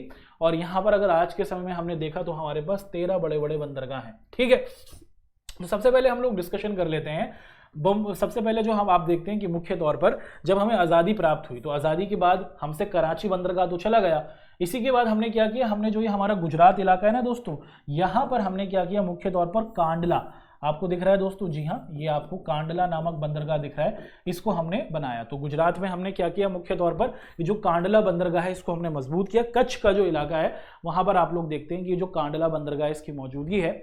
और ये जो बंदरगाह है आपको दिखता है कि एक जवारीय बंदरगाह है। जवारीय बंदरगाह का मतलब कि इसमें पानी आपको दिखता है, ज्वार और भाटा आपको पता होगा, समुद्र का पानी जब एक बार जाता है तो उसे भाटा कहते हैं, अपने आप नीचे उतर जाता है, और जब अपने आप उसका लेवल ऊपर आता है तो उसे ज्वार कहते हैं। तो ये जो हमारा बंदरगाह है इसके अंदर आप देखते हैं कि पानी का लेवल ऑटोमेटिकली ऊपर आता है और फिर जहाज भी ऊपर आकर अटक जाते हैं और फिर वहां से सामान को उतारा और चढ़ाया जाता है। हम कांडला बंदरगाह की बात कर रहे हैं। ये जो हमारा कांडला बंदरगाह है ना, इस कांडला बंदरगाह से आप देखते हैं कि राजस्थान के अंदर जो बना हुआ सामान होता है, उसी के साथ हिमाचल प्रदेश के अंदर जो बना हुआ सामान होता है, पंजाब का जो हमारा बना हुआ सामान आता है, वो सारा जो सामान है जो दूसरे देशों में जाना होता है वो कांडला बंदरगाह के जरिए ही बड़े बड़े पानी के जहाज़ों में डाला जाता है और उसके बाद आप देखते हैं कि ये दूसरे देशों में जाता है। तो भारत का एक सबसे प्रसिद्ध हमारा जो बंदरगाह है कांडला बंदरगाह, उसके बारे में हमने देखा। आज़ादी के बाद हमने इसको मजबूत किया। कांडला बंदरगाह को तो हमने देख लिया दोस्तों। तो कांडला बंदरगाह के बाद अगर हम लोग देखें, है ना, हम लोग यहाँ पर देखें तो देखो आपको डायरेक्शंस के बारे में पता होना चाहिए। इधर की जो हमारा डायरेक्शन है इसे हम लोग क्या कहते हैं दोस्तों, इसे हम लोग कहते हैं पूर्व, ये हमारी पूर्व दिशा है। और इधर की जो हमारी दिशा है इसको हम लोग क्या कहते हैं दोस्तों, पश्चिम। ठीक है, उधर ये जो है ये ऊपर की दिशा कहलाएगी उत्तर और नीचे की दिशा कहलाएगी दक्षिण। तो कृपया करके इसको आप लोग अपने दिमाग में छाप लीजिए, कंफ्यूज नहीं होना है, कन्फ्यूजिया नहीं जाना है आपको, ठीक है। इधर आप देख रहे हैं दोस्तों, ये जो है हमारा, ये हमारी पश्चिम दिशा है, ये हमारी पूर्व दिशा है, ये दक्षिण है और ये उत्तर है। तो हम लोग पश्चिम दिशा के सबसे पहले बंदरगाह को देख रहे हैं, फिर धीरे धीरे पूर्व दिशा तक चलेंगे। तो हमने कांडला बंदरगाह को पढ़ लिया। कांडला बंदरगाह के बाद अगर हम लोग देखें जो हमारा दूसरा बंदरगाह है इसे हम लोग मुंबई बंदरगाह कहते हैं। और ये जो मुंबई बंदरगाह है भैया, ये नेचुरल बंदरगाह है, समुद्र का किनारा है, समुद्री तो अपने आप ही बना हुआ है, मानव निर्मित नहीं है, मनुष्य ने इसको निर्मित नहीं किया है। जो मुंबई बंदरगाह था ना, इसका प्रयोग हमने बड़े लेवल पर किया। हमने यहाँ से बहुत ज़्यादा सामान को चढ़ाया उतारा और यहाँ पर बहुत ज़्यादा भीड़ होने लगी। इसीलिए हमें महसूस हुआ कि हमें ना मुंबई बंदरगाह का जो भार है, यहाँ पर भीड़ बहुत हो रही है। इसके लिए हमने क्या किया, यहाँ पर हमने मुंबई बंदरगाह के पास एक और नया बंदरगाह बना लिया, एक और नया पत्तन बनाया, जिसे हम लोग कहते हैं जवाहरलाल नेहरू पत्तन। ठीक है, तो मुंबई बंदरगाह के पास ही क्या किया गया, आप लोग देखते हैं कि एक नया बंदरगाह खोला गया जिसे कहा जाता है जवाहरलाल नेहरू। कांडला के बाद बम्बई पत्तन के बाद हमने देखा क्योंकि यहाँ पर भीड़ ज़्यादा थी, सामान ज़्यादा आ रहा था, तो इसके बाद ही हमने क्या किया, जवाहरलाल नेहरू पत्तन को बना दिया। और जवाहरलाल नेहरू पत्तन के पास हम लोग देखते हैं कि ये दोनों मुंबई में ही है, महाराष्ट्र के अंदर ही है। और यहाँ से आप लोग देखते हैं कि सामान आता है, चढ़ाया जाता है और दूसरे क्षेत्रों में पहुँचाया जाता है, देश के अंदर भी और देश से बाहर भी यहाँ पर आप देखते हैं कि होता है। इसी के बाद हम लोग देखें कि मुंबई बंदरगाह के बाद आप लोग देखें जवाहर नेहरू बंदरगाह, इसके बाद हमने गोवा का एक और बंदरगाह यहाँ पर हम लोग पढ़ेंगे और इसे हम लोग क्या कह रहे हैं दोस्तों, इसे हम लोग कहते हैं मुरमंगो बंदरगाह। ठीक है, मारमंगो पत्तन के नाम से भी इसे पुकारा जाता है। तो गोवा के अंदर हमारा एक और ये पत्तन हमें दिखता है, एक और बंदरगाह हमें दिखता है। और यहाँ से हम लोग क्या करते हैं दोस्तों, मुख्य तौर पर हम लोग हमारा जो अयस्क होता है, लोहा जो होता है, लोहे का जो कच्चा रूप होता है, उसको क्या करते हैं, उसको हम लोग दूसरे देशों में पहुंचाते हैं। तो गोवा, ये जो हमारा बंदरगाह है, यहाँ से क्या किया जाता है, लोहे को दूसरे क्षेत्रों में पहुंचाया जाता है और दूसरे क्षेत्रों के जो दूसरे देशों के जो लोग हैं वो यहाँ से खरीदते हैं। लगभग अगर आप लोग देखें तो भारत का लगभग 50% जो लोह अयस्क है, जो हमारा लोहा है, वो गोवा बंदरगाह से ही हम लोग क्या करते हैं, दूसरे इलाकों के अंदर पहुंचाते हैं। ठीक है, तो कांडला बंदरगाह पड़ा, मुंबई बंदरगाह पड़ा, जवाहर नेहरू बंदरगाह पड़ा और हमारा ये जो गोवा बंदरगाह है, मरमंगो बंदरगाह, इसके बारे में पढ़ा। अब यहां पर अगर आप लोग देखें दोस्तों कि कर्नाटक के अंदर हमारा एक और बंदरगाह होता है जिसे हम लोग कहते हैं न्यू मैंगलोर बंदरगाह। क्या कहा जाता है दोस्तों, कर्नाटक के अंदर हमारा ये एक और पत्तन है, एक और बंदरगाह है जिसे हम लोग कहते हैं न्यू मैंगलोर बंदरगाह। और ये भी लोह अयस्क के लिए क्या किया जाता है, प्रयोग में लाया जाता है। ठीक है, इसको भी क्या किया जाता है, इसको भी हम लोग लोहे के व्यापार के लिए प्रयोग में लाते हैं। यहाँ से भी लोहे का आदान प्रदान होता है, लोहे की जो बनी हुई वस्तुएं वो दूसरे देशों में जाती हैं और हमारे यहाँ पर आपको आती हुई दिख जाती हैं। ठीक है, और उसके बाद अगर आप लोग देखें दोस्तों तो ये तो हमारा न्यू मैंगलोर पत्तन हुआ जो कर्नाटक में है। इसके बाद हम लोग चलते हैं आप सभी को लेकर कोची बंदरगाह, या फिर जिसे कोचीन बंदरगाह भी कहा जाता है। ये रहा कोचीन बंदरगाह, इसे हम लोग कह रहे हैं। ये जो हमारा कोचीन बंदरगाह है, आप लोग देखें दोस्तों, ये पश्चिम है, मैंने आपको बताया था, है ना, आपको याद रखना है पश्चिम। और ये हमारा कौन सा है, ये हमारा पूरा का पूरा पूर्व है। तो अगर आप लोग देखें जो पश्चिम का एकदम आखिरी हमारा बंदरगाह है, पश्चिम दिशा का एकदम जो आखिरी हमारा बंदरगाह है, ये आपको क्या दिख रहा है दोस्तों, पश्चिम का एकदम कोने वाला है ना, कोने वाला, मुहाने का मतलब होता है एकदम कोने वाला। पश्चिम दिशा में जो हमारा एकदम कोने वाला बंदरगाह है, इसका नाम है कोचीन बंदरगाह। केरल में हमें ये दिखता है, जैसे कोची बंदरगाह भी कहते हैं, इसके दो नाम है, इसे आप लोग कोची भी कहते हैं और कोचीन भी कहते हैं। और ये भी एक प्राकृतिक बंदरगाह है, मनुष्य ने इसे नहीं बनाया है, ये समुद्र के किनारे अपने आप बना हुआ है, आपको दिख रहा है, ठीक है। यहाँ से भी सामान को उतारा और चढ़ाया जाता है बड़े स्तर पर, ठीक है।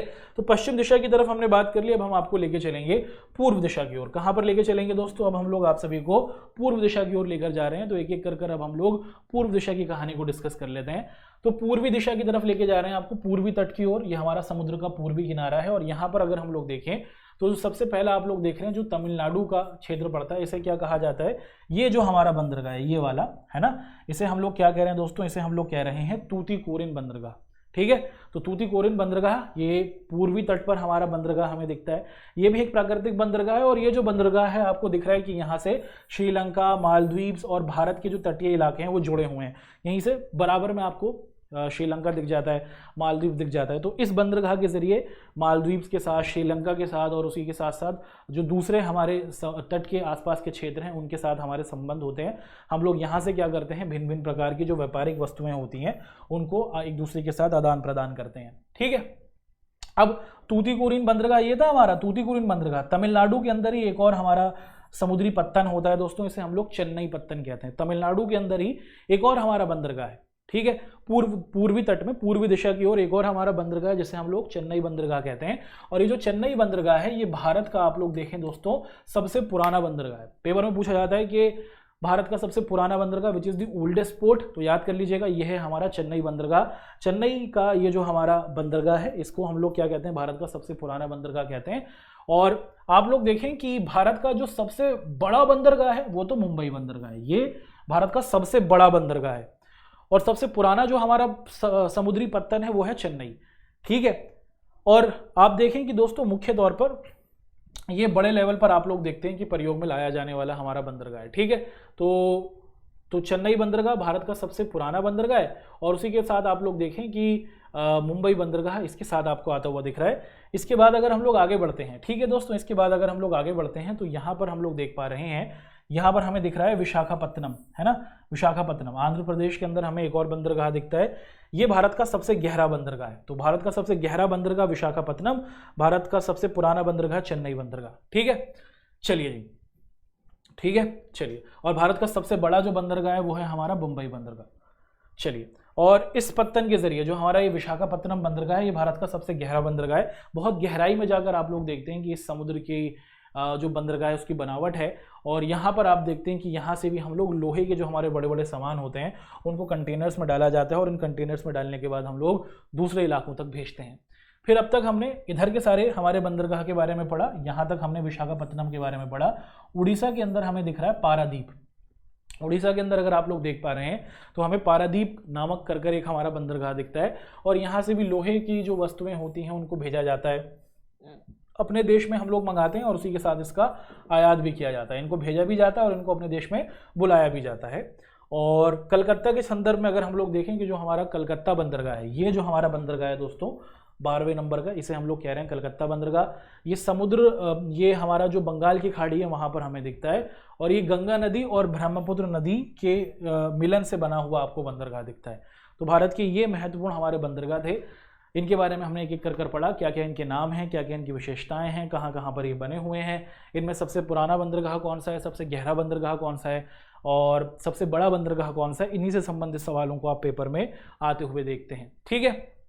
तो ये जो हमारा कलकत्ता बंदरगाह है दोस्तों, ये हुगली नदी के आसपास मौजूद है। हुगली नदी का जो तटीय इलाका है वहाँ पर आपको ये बंदरगाह बना हुआ दिख जाता है। और इस बंदरगाह के जरिए ही हम लोग क्या कहते हैं, इसी के पास में फिर आपको हल्दिया नामक जगह दिखती है और उसी हल्दिया से, है ना, समुद्र का इलाका है, समुद्र के बड़े बड़े जहाज आके कलकत्ता बंदरगाह पे रुकते हैं। उसके बाद जो हल्दिया नामक इलाका है, यहाँ से हमारी जो नदी की जो हमारे जलमार्ग होते हैं वो तैयार हो जाते हैं और उसके ज़रिए फिर हम लोग देश के अंदर क्या करते हैं, इन सामानों को भेजते हैं, ठीक है। तो इसके ज़रिए आप देखते हैं कि पूरा का पूरा तंत्र आपको जुड़ा हुआ दिख जाता है। ठीक है दोस्तों, तो यहां तक तो हमने भारत के जो हमारे प्रमुख समुद्री पत्तन है, बंदरगाह है, इनके बारे में डिस्कशन किया, क्या क्या इनके नाम है इनको हमने देखा। 13वां जो हमारा बंदरगाह है, अगर हम लोग ध्यान से देखें दोस्तों, इसको कहा जाता है पोर्ट ब्लेयर, ये रहा, है ना। तो यहाँ पर आपको दिखता है ये अंडमान निकोबार में है, एक छोटा बंदरगाह है, इसको भी प्रयोग में लाया जाता है, यहाँ से भी सामान को हम लोग उतारते चढ़ाते हुए दिख जाते हैं, ये हमें दिखता है यहाँ पर, ठीक है, बंगाल की खाड़ी के अंदर। चलिए अब यहां से हम लोग बढ़ेंगे, भारत के अंदर मौजूद हमारी एक और प्रकार की आपको दिखता है कि परिवहन है। तो हमने सड़क परिवहन के बारे में पढ़ा, रेलवे परिवहन के बारे में पढ़ा, हमने नदियों का जो हमारा जलमार्ग था उसके बारे में पढ़ा, हमने समुद्र के जो हमारे जहाज थे उनकी कहानी को देखा। अब यहाँ पर हम लोग डिस्कशन करेंगे किन के बारे में, यहाँ से हम लोग वायु परिवहन की एक एक कहानी को आपके सामने रखेंगे। भारत के अंदर अगर आप लोग देखें 1953 में क्या किया गया दोस्तों, सबसे पहले वायु परिवहन का राष्ट्रीयकरण किया गया। यानी कि देश में इससे पहले हमारे पास प्लेन चला करते थे, वो प्राइवेट प्लेन थे, सरकार ने कहा कि भैया ऐसा नहीं चलेगा, हम इन प्राइवेट प्लेन में को क्या करने के, इनमें से एक कंपनी को अपनी कंपनी बना लेंगे। तो देश के अंदर 1953 में क्या किया गया, आप देखते हैं कि एयर इंडिया कर ये जो कंपनी है इसको लॉन्च किया गया, ठीक है। देश की सरकारी एयरलाइंस को 1953 में प्रस्तुत किया गया। और उससे पहले आप लोग देखते हैं कि भारत के अंदर जो हवाई जहाज थे वो निजी कंपनियों के हाथ में थे, सरकारी एयरलाइंस कोई नहीं थी, देश की सरकार की कोई भी एयरलाइंस नहीं थी, सारी प्राइवेट कंपनियां ही हुआ करती थी। लेकिन 1953 में भारत सरकार ने क्या किया, आपको दिखता है कि एयर इंडिया को लॉन्च किया। उसी के साथ साथ आप लोग देखते हैं कि मुख्य तौर पर इस क्षेत्र के अंदर क्या किया गया दोस्तों, बड़े लेवल पर जब धीरे धीरे कर हमने एयर इंडिया को लॉन्च कर लिया, तो फिर समय के साथ साथ चीज़ें बदलती गई और हमें ज़रूरत हुई किस चीज़ की, और नई नई प्रकार की जो हमारी एयरलाइंस थी उसको बनाने की। तो 1953 में हमने अपनी एयर इंडिया को, सरकार ने एयर इंडिया को लॉन्च किया, और उसके बाद जैसे जैसे समय बदलता चला गया, मांग बढ़ती चली गई, तो भारत में और भी नई नई प्रकार की प्राइवेट आपको दिखता है कि एयरलाइंस आने लगी। अगर आप आज के समय में देखें, एयर एशिया है ना, स्पाइस जेट है, अलग अलग प्राइवेट कंपनियां आपको दिखती हैं जो इस क्षेत्र के अंदर आ गई हैं, ठीक है। तो अगर आप लोग देखें तो हमारी जो एयर इंडिया है ये मुख्य तौर पर देश की सरकारी संस्था है ना, और ये क्या कर रही है, मुख्य तौर पर ये देश के अंदर हमारी सरकारी तंत्र को चला रही है। लेकिन अगर आप लोग देखें साल 2020 के आसपास के समय में, अगर आप लोग देखें 2021 के आसपास में समय में, तो एयर इंडिया को भी बेच दिया गया, टाटा ने खरीद लिया, अगर आपको पता होगा, है ना। लेकिन आपकी किताब क्योंकि पुराने समय में छपी हुई है, काफ़ी सालों पहले छपी हुई है, तो इसके हिसाब से तो अभी भी एयर इंडिया भारत की सरकार की है। लेकिन वर्तमान समय में अगर हम लोग देखें, इसको टाटा जी ने खरीद लिया है ना। चलिए अब आगे देखते हैं कि भारत के अंदर भैया हमारे पास बड़े बड़े प्लेन तो होते ही हैं, अगर आप लोग देखें इस प्रकार के प्लेन्स तो होते ही हैं, भारत के अंदर हेलीकॉप्टर भी होते हैं, ऐसे ऐसे करके चलते हैं दोस्त, ऐसे ऐसे करके, है ना। आप देखते हैं कि ऐसे ऐसी पंखड़ियाँ होती हैं। बॉलीवुड के अंदर ज़्यादातर जो विलन्स होते हैं वो हेलीकॉप्टर के अंदर ही चढ़ते हैं, जब वो दुश्मनों को मार देते हैं तो बिल्डिंग के ऊपर एक हेलीकॉप्टर होता है, उस हेलीकॉप्टर के अंदर वो बैठ जाते हैं, फिर हीरो भागता हुआ आता है और एकदम से लटक जाता है, आपको याद होगा। तो आप देखते हैं कि भारत के अंदर हेलीकॉप्टर्स को भी प्रयोग में लाया जाता है। एक प्राइवेट और संस्था है जिसे कहा जाता है पवन हंस लिमिटेड। ये जो पवन हंस लिमिटेड है ये क्या करती है दोस्तों, ये मुख्य तौर पर जो हमारे उत्तरी इलाके और उत्तर पूर्वी इलाके हैं, जो हमारा असम, मेघालय, मणिपुर, नागालैंड का इलाका है, वहाँ तक पहुँचने के लिए हम इन हेलीकॉप्टर्स का प्रयोग करते हैं। और ये दुर्गम इलाकों तक पहुँचाने के लिए क्या है, ये हेलीकॉप्टर्स मौजूद होते हैं जो मुख्य तौर पर हमारी बहुत ज़्यादा मदद करते हैं, ठीक है। अब वायु परिवहन की क्या क्या आप देखते हैं कि इसकी महत्वपूर्णता है, इसके फायदे क्या हैं, पेपर में ये आपसे पूछा जाता है, तो इसको समझना हमारे लिए बहुत ज़्यादा ज़रूरी है। अगर आप लोग देखेंगे जो वायु परिवहन है भैया, आप इसे कहीं भी कर सकते हैं।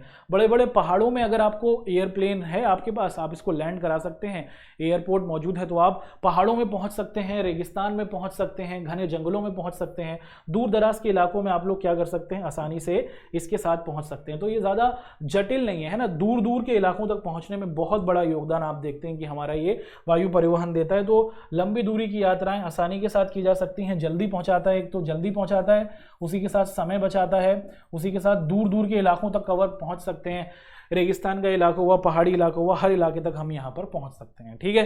तो वायु परिवहन के बारे में हमने एक एक कहानी को आपके सामने प्रस्तुत किया। अब परिवहन जो है ये तो हमने पूरे तौर पर पढ़ लिया दोस्तों। अब यहां से हम लोग बात करेंगे संचार की सेवाओं के बारे में। संचार का मतलब क्या है कि जो चीजें हैं, जो इन्फॉर्मेशन है वो भी एक जगह से दूसरी जगह तक पहुंचाई जाती है। जैसे आज के समय में हम लोग देखें तो ये क्या हो रहा है, ये भी तो एक संचार का माध्यम है। भैया जब अपने घर में आराम से बैठे हुए हैं, आपके सामने फोन है, अध्यापक जी यहाँ पर खड़े हैं और आपको पढ़ा रहे हैं, तो ये भी तो एक संचार का कम्युनिकेशन हुआ ना, है ना। और ये भी क्या है कि यहाँ पर इंफॉर्मेशन को शेयर किया जाता है। जैसे परिवहन में लोगों को भेजा जाता है या फिर सामानों को भेजा जाता है, संचार की जो हमारी सुविधाएं हैं ये भी किसी देश के विकास में बहुत बड़ा योगदान देती है। और जिस देश के अंदर संचार की सुविधाएं जितनी बढ़िया होती हैं वो देश उतनी ही तेजी के साथ प्रगति करता है। तो अगर आप लोग भारत के संदर्भ में देखें तो हमारे यहाँ पर हमारे पास भैया जी टेलीविजन होता है, रेडियो होता है, टेलीफोन होता है, और ये अलग अलग हमारे क्या है दूर संचार के साधन हैं, और इनके जरिए हम लोग क्या कर सकते हैं, लोगों तक इन्फॉर्मेशन पहुंचा सकते हैं। ठीक है, तो इन्फॉर्मेशन को पहुंचाने के लिए हम लोग क्या करते हैं, संचार की मदद लेते हैं, और इसमें सिर्फ खबरें पहुंचाई जाती हैं, इन्फॉर्मेशन पहुंचाई जाती है। परिवहन में वे लोगों को और सामानों को पहुंचाया जाता है। अच्छा, जो ये हमारा भारतीय डाक है दोस्तों, भारतीय डाक जो है ये मुख्य तौर पर ये भी एक संचार का माध्यम है। इसके जरिए भी हम लोग क्या करते हैं, इन्फॉर्मेशन को शेयर करते हैं। कभी कभार इसके अंदर हम लोग क्या करते हैं, सामान को भी, पार्सल्स को भी पहुंचा देते हैं। भारतीय डाक जो है ये आपको कहाँ दिख जाता है, कश्मीर से लेकर कन्याकुमारी तक, पूरब से लेकर पश्चिम तक हर क्षेत्र में आपको दिखता है। और बड़े बड़े इलाकों में, दूर दराज के इलाकों में लोग क्या करते हैं, आप देखते हैं कि भारतीय डाक हवाई जहाज के जरिए भी अपनी जो सुविधाएं होती हैं उसको पहुंचाता है। तो पुराने समय में जब इंटरनेट नहीं था तो लोग क्या करते थे, डाक की ही मदद लिया करते थे। पता करिएगा अपनी मम्मी पापा से, जब चिट्ठियां लिखी जाती, जब हम छोटे थे हमारे चाचा रहा करते थे भैया जी दुबई के अंदर, और वहाँ से चिट्ठी लिखा करते थे, और वो भेजते थे कब, पहुँचती थी कब, और वो वहाँ से जो दुबई की करेंसी होती है वो भेजा करते थे। एक जो करेंसी थी उसको हम रखा करते थे। तो बचपन के सुनहरे दिन हुआ करते थे। तो उस समय चीज़ें थी वो ऐसी हुआ करती थी। धीरे धीरे चीज़ें आप देखते गए कि तेज़ी के साथ प्रगति की ओर बढ़ती चली गई। अगर आप लोग देखेंगे जो हमारा भारतीय डाक है, यहाँ पर अगर आप लोग देखें कि यहाँ पर भारतीय डाक तो मौजूद है ना, संचार की सुविधा के लिए, लेकिन उसी के साथ साथ भारत के अंदर क्या किया जाता है, आप लोग देखते हैं कि हम लोग डाक के जरिए ही अखबारों को भी पहुंचाते हैं। हमारे देश में अखबार भी बहुत ज़्यादा छपते हैं, मैगजीन्स भी छपती हैं। भारत के अंदर जो हमारे बड़े बड़े महानगर हैं, बड़े बड़े हमारे जो ये शहर हैं, यहाँ पर आप लोग देखते हैं कि पानी के जहाज़ों के जरिए भी, रेल यातायात के जरिए भी हम लोग अपनी इन्फॉर्मेशन को शेयर करते हैं। तो जो आपके घर तक आने वाला अखबार होता है वो कहीं ना कहीं अलग अलग माध्यम के जरिए ही, अलग अलग रास्तों के जरिए ही आपके घर तक पहुंचता है, और इससे लोगों को इन्फॉर्मेशन मिलती है, लोग अपडेट होते हैं, लोगों का विकास होता है, और ये देश के विकास में बहुत बड़ा योगदान देता है। अगर भारत के अंदर हम लोग टेलीफोन की बात करें मित्रों, हमारा जो भारत है ये टेलीफोन नेटवर्क में भी एक बहुत बड़ा देश है। टेलीफोन जिस देश के अंदर जितना बेहतर होगा उससे लोगों के अंदर कम्युनिकेशन सही होगा, लोग, व्यापारी लोग सही तरीके से बात कर पाएंगे, इन्फॉर्मेशन सही तरीके से जाएगी, सरकार क्या कहना चाह रही है वो लोगों तक सही तरीके तक पहुंचेगी। पुराने समय के अंदर आप लोग देखते हैं भैया जब फोन था नहीं, मोबाइल फोन, तो इस तरीके का टेलीफोन हुआ करता था, और आप देखते थे कि सिक्के डाल डालकर क्या किया जाता था, बहुत महंगी कॉल हुआ करती थी, और उस समय में लोग इस एसटीडी सुविधा के जरिए ही क्या किया करते थे, एसटीडी को कहा जाता है सब्सक्राइबर ट्रंक डायल, और इसके ज़रिए ही लोग कम्युनिकेशन किया करते थे। फिर धीरे धीरे चीज़ें बदली, और इन समय के साथ बदलती हुई चीज़ों के अंदर हमने क्या देखा, बहुत सारी नई नई चीज़ें आई हैं, जिसने क्या किया, हमारा ये जो टेलीफोन का नज़रिया था ये पूरे तौर पर बदल दिया। और अब टेलीफोन को किसने परिवर्तित कर दिया दोस्तों, नई टेक्नोलॉजी आ गई है, टेलीफोन और इंटरनेट, जिसने इस टेलीफोन को पूरे तौर पर परिवर्तित कर दिया। तो भारत का जो, अगर हम मोबाइल नेटवर्क की बात करें तो दुनिया के अंदर अगर हमारा जो प्यारा भारत है वो मोबाइल नेटवर्क्स के अंदर, मोबाइल फ़ोन के अंदर क्या है दोस्तों, एक बहुत ही बड़ा देश है। एक चीज़ करते हैं दोस्तों, ठीक है, कमेंट कर बताइए कि आप कौन सा मोबाइल फ़ोन यूज़ करते हैं। ठीक है, आप कौन सा मोबाइल फ़ोन यूज़ करते हैं, जल्दी से कमेंट कर बताइएगा, है ना। अलग अलग तरीके के मोबाइल आपको भारत के अंदर दिखते हैं। हम ये भी देखेंगे कि हमारे बच्चे कौन से मोबाइल फ़ोन को यूज़ कर रहे हैं। तो भारत के अंदर पुराने समय में हम लोग टेलीफोन को यूज़ कर रहे थे, लेकिन धीरे धीरे समय बदला, टेलीफोन को प्रयोग बदल दिया हमारे मोबाइल फ़ोन्स ने। और मोबाइल फ़ोन्स तो भारत में बहुत तेज़ी के साथ बढ़ता हुआ एक बिजनेस है। हर एक व्यक्ति के पास, छोटे से छोटा व्यक्ति हो, बड़े से बड़ा व्यक्ति हो, हर के पास मोबाइल फ़ोन है, हर व्यक्ति के पास, हर किसी के पास इंटरनेट है। कारोबार यहाँ पर हो रहा है, इन्फॉर्मेशन यहाँ पर शेयर किया जा रहा है, पढ़ाई यहाँ पर हो रही है, आप देख पा रहे हैं। तो मोबाइल फ़ोन के आ जाने से ना सिर्फ व्यापार बदला है, शिक्षा बदली है, लोगों की सोच बदली है, लेकिन लोगों का जीवन भी बहुत आसानी के साथ बदला है। और उसी के साथ हम लोग देखेंगे दोस्तों जनसंचार। जनसंचार का मतलब कि इन्फॉर्मेशन देने वाला, है ना। जन का मतलब होता है लोग, संचार का मतलब होता है इन्फॉर्मेशन। तो लोगों तक इन्फॉर्मेशन पहुंचाई जाए।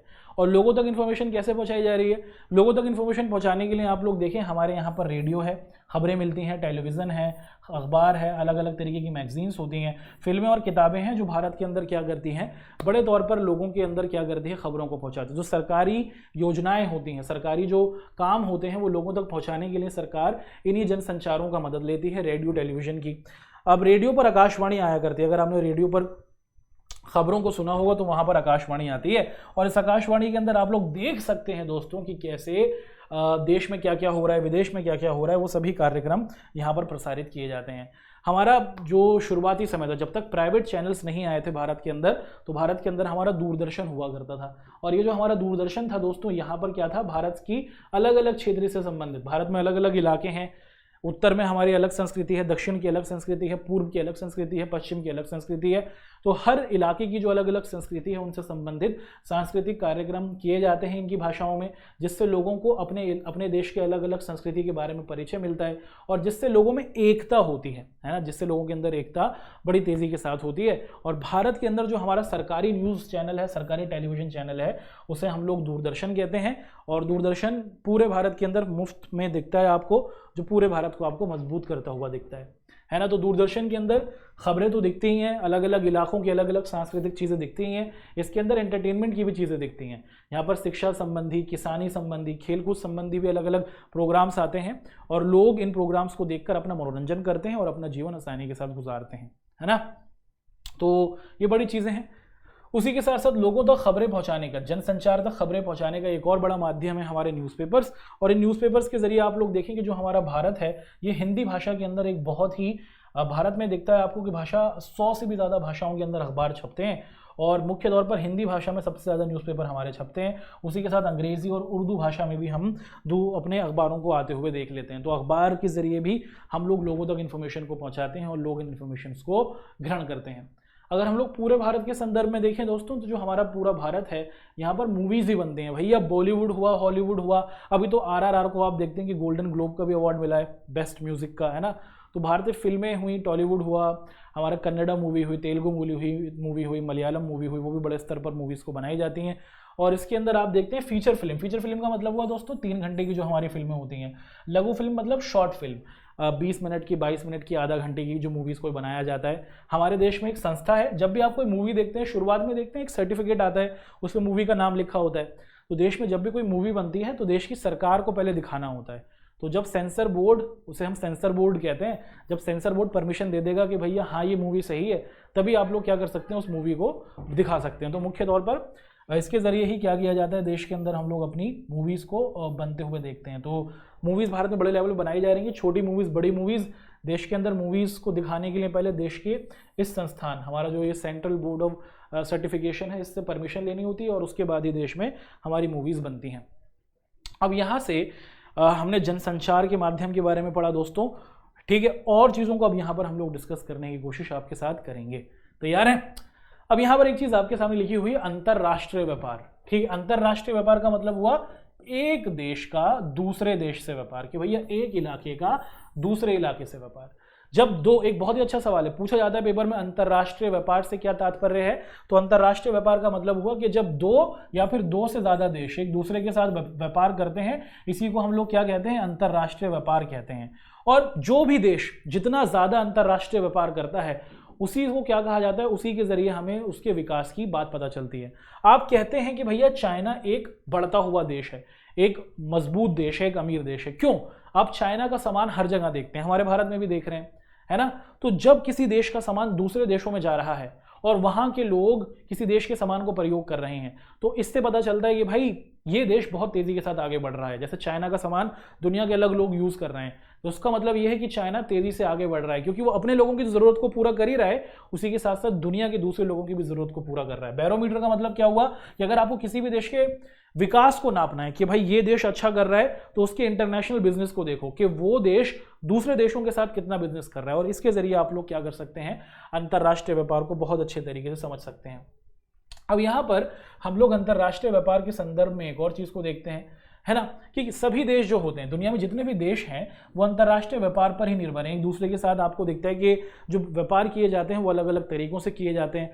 समुद्री मार्ग के जरिए किया जाता है, समुद्र के जरिए बड़ी बड़ी हमारी जहाज जाते हैं, हवाई यात्रा होती है। और भारत में जैसे आपको पता है कि जो हमारा 95% व्यापार है वो हम समुद्री अंतर्राष्ट्रीय बिजनेस वो हम समुद्र के जरिए ही करते हैं। अच्छा, ये जो व्यापार होता है ना, अंतर्राष्ट्रीय बिजनेस या फिर कोई सा भी जो हमारा व्यापार होता है, ये दो चीज़ों पर टिका होता है, आयात और निर्यात। अब ये आयात और निर्यात क्या है, चलिए एक एक कर इसको हम लोग अच्छे तरीके से समझते हैं। आयात का मतलब क्या होता है? आयात का मतलब क्या होता है दोस्तों? आयात का मतलब होता है आने दे। क्या है भैया? आने दे भाई, आने दे। आप लोगों ने जरूर देखा होगा, आपके घर मोहल्ले में जब कोई गाड़ी निकल रही होती है, जब उसे पार्क कराना होता है, ऐसे कहते हैं ना, आने दे भाई, आने दे, है ना। तो आयात का मतलब क्या होता है दोस्तों? आयात का मतलब होता है आने देना, अपने सामान में, अपने देश में किसी दूसरे देश का सामान आने देना। ठीक है, तो आयात का मतलब क्या हुआ दोस्तों? अपने देश में किसी दूसरे देश का सामान आने देना। अब हमारे देश में हर चीज़ तो मिलती नहीं है, हमें कोई चीज़ें तो दूसरे देश से लेनी होंगी, आने देनी होंगी। तो आयात का मतलब हुआ अपने देश में किसी दूसरे देश का सामान आने देना। जब हम बाहर का सामान अपने यहाँ पर आने देते हैं, इसी को हम लोग आयात कहते हैं। जैसे हमारे देश में कच्चा तेल, हम पेट्रोलियम दूसरे देशों से लेते हैं, सोना हुआ, कीमती पत्थर हुए, है ना, सोना हुआ, कीमती पत्थर हुए, ये सभी हम लोग दूसरे देशों से मंगाते हैं। और जो और बड़ी बड़ी टेक्नोलॉजी है, मशीनरी है, चिकित्सा की जो बड़ी बड़ी मशीनें होती हैं इलाज करने की, वो भी हम अपने दूसरे देशों से क्या करते हैं? मंगाते हैं, आने देते हैं। इन्हीं को आयात कहा जाता है। अब ऐसे ही निर्यात एक शब्द है। निर्यात का मतलब क्या होता है? निर्यात का मतलब होता है भेजना। निर्यात का मतलब क्या होता है दोस्तों? भेजना। अब हमारे देश में ऐसी चीज़ें हैं जो सिर्फ हमारे देश में है, दूसरे देश के लोग चाहते हैं। तो आप देखते हैं कि मुख्य तौर पर जैसे हमारे देश में दुनिया का सबसे ज़्यादा लोहा दिखता है, तो हमारा आप क्या करते हैं कि हम अपने इस लोहे को निर्यात करते हैं। निर्यात का मतलब होता है जब हमारे देश का सामान दूसरे देशों में जाता है तो इसको निर्यात कहा जाता है। जैसे आप लोग देखें कि मुख्य तौर पर हमारा जो लोहा हुआ, हमारी जो कंप्यूटर संबंधी मशीनरी हुई, कार्बन संबंधी मशीनरी हुई, जो तेल हमारे यहाँ निकलता है, ये लोहे जो हमारे होते हैं, ये हम लोग क्या करते हैं? निर्यात करते हैं। तो आयात और निर्यात क्या है उसको हमने अच्छे तरीके से आपके सामने पेश किया। और जो व्यापार होता है वो कहीं ना कहीं आपको दिखता है कि इन्हीं दो चीज़ों पर टिका होता है। अब एक शब्द यहाँ पर आपके सामने रखा गया है दोस्त, जिसे हम लोग कह रहे हैं व्यापार संतुलन। व्यापार संतुलन क्या है ये आपको समझना है। ठीक है, व्यापार संतुलन क्या है ये आपको समझना है। देखिए, व्यापार संतुलन का मतलब है व्यापार दो चीज़ों पर टिका है कि या तो आप आयात कर रहे हैं, आप अपने देश में सामान को आने दे रहे हैं। निर्यात का मतलब हुआ कि आप अपने देश से बाहर सामान को भेज रहे हैं। अब व्यापार का संतुलन कैसे होगा, व्यापार का बैलेंस कैसे होगा किसी भी देश के अंदर? कि किसी देश के अंदर आप देखें कि जो आयात और निर्यात है उसका अंतर जितना कम होगा उस देश का व्यापार उतना ही ज्यादा संतुलित होगा, है ना। कोई ऐसा देश है जो जितना सामान भेजता है उसी के बराबर क्या करता है? सामान अपने यहाँ पर आने देता है, तो उसको कहा जाएगा कि भैया यहाँ पर ना व्यापार बहुत सही तरीके से हो रहा है। तो ऐसा देश जहाँ पर मान लीजिए 50% सामान भेजा जा रहा है और 50% सामान ही वो लोग मंगाते हैं, तो वहां पर व्यापार को संतुलित माना जाएगा, कहा जाएगा कि वो व्यापार सही है ना। और अगर कहीं ऐसा हो जाए दोस्तों, क्या हो जाए? अगर आप लोग देखें कि मुख्य तौर पर किसी देश के अंदर आयात ज्यादा हो जाए, आयात का मतलब हुआ जैसे वहां पर सामान को मंगाया जा रहा है। जैसे पाकिस्तान का एग्जाम्पल देख लीजिए, पाकिस्तान में कोई चीज बनती ही नहीं है, हर चीज उन्हें दूसरे देशों से मंगानी पड़ जाती है। चाय पत्ती हुई, अलग अलग सामान हुए, हर सामान आप देखते हैं कि वो दूसरे देशों से मंगा रहे हैं। तो वहां पर आयात बहुत ज्यादा हो रहा है और निर्यात वो बहुत कम कर रहे हैं। तो अगर किसी देश के अंदर दूसरे देश से जो आने वाला सामान है वो ज्यादा हो जाता है, तो आप देखते हैं कि इससे डिसबैलेंस पैदा हो जाता है। कैसे? कि दुनिया के अंदर आप देखें इसी से व्यापार असंतुलित पैदा हो जाता है। अब हम किसी देश के साथ अगर सामान खरीद रहे हैं, मान लीजिए कि भारत है, और आप देखते हैं कि जापान है ना, भारत और जापान बिजनेस कर रहे हैं। हमें कुछ सामान जापान से चाहिए, जापान को कुछ सामान हमसे चाहिए, तो क्या भारतीय मुद्रा में लेंगे? तो क्या जापानी मुद्रा में लेंगे? नहीं, डॉलर में लिया जाता है, इंटरनेशनल मुद्रा में लिया जाता है। तो अगर कोई देश सिर्फ सामान को मंगाया जा रहा है, दूसरे देशों से सामान मंगा रहा है, तो उसके पास जो अपना डॉलर का खजाना होगा, इंटरनेशनल करेंसी होगी, वो खत्म हो जाएगी और वो देश कमजोर होगा। जैसे श्रीलंका में आपने देखा हाल फिलहाल में हुआ, वहां पर इंटरनेशनल करेंसी खत्म हो गई क्योंकि वो सामान को आने दे रहे हैं, अपने यहाँ पर ज़्यादा सामान को प्रोड्यूस नहीं कर रहे हैं। तो उससे उस देश के अंदर फिर जो इंटरनेशनल करेंसी होती है वो खत्म हो जाती है, व्यापार असंतुलित हो जाता है और फिर उस देश में बहुत तेजी के साथ महंगाई बढ़ती है। फिर वो देश ना तो पेट्रोलियम खरीद पाता है, सरकारें हिल जाती हैं। तो व्यापार का संतुलन होना चाहिए, ना तो बहुत ज़्यादा मंगाओ, ना तो बहुत ज़्यादा मंगाओ, बैलेंस में रखो। और अगर आपके देश का सामान ज़्यादा बाहर जा रहा है तो ये आपके लिए अच्छा है ना। जैसे चाइना का सामान देखिए, दुनिया के अलग अलग देशों में जा रहा है आपको, तो जितना सामान वो दूसरे देशों में भेज रहे हैं तो उनको उतनी ज़्यादा करेंसी मिल रही है, उनको विदेशी मुद्रा मिल रही है, इंटरनेशनल मुद्रा मिल रहा है। तो जितना ज़्यादा आपका सामान क्या होगा दूसरे देशों में जाएगा वो आपके लिए बेहतर है।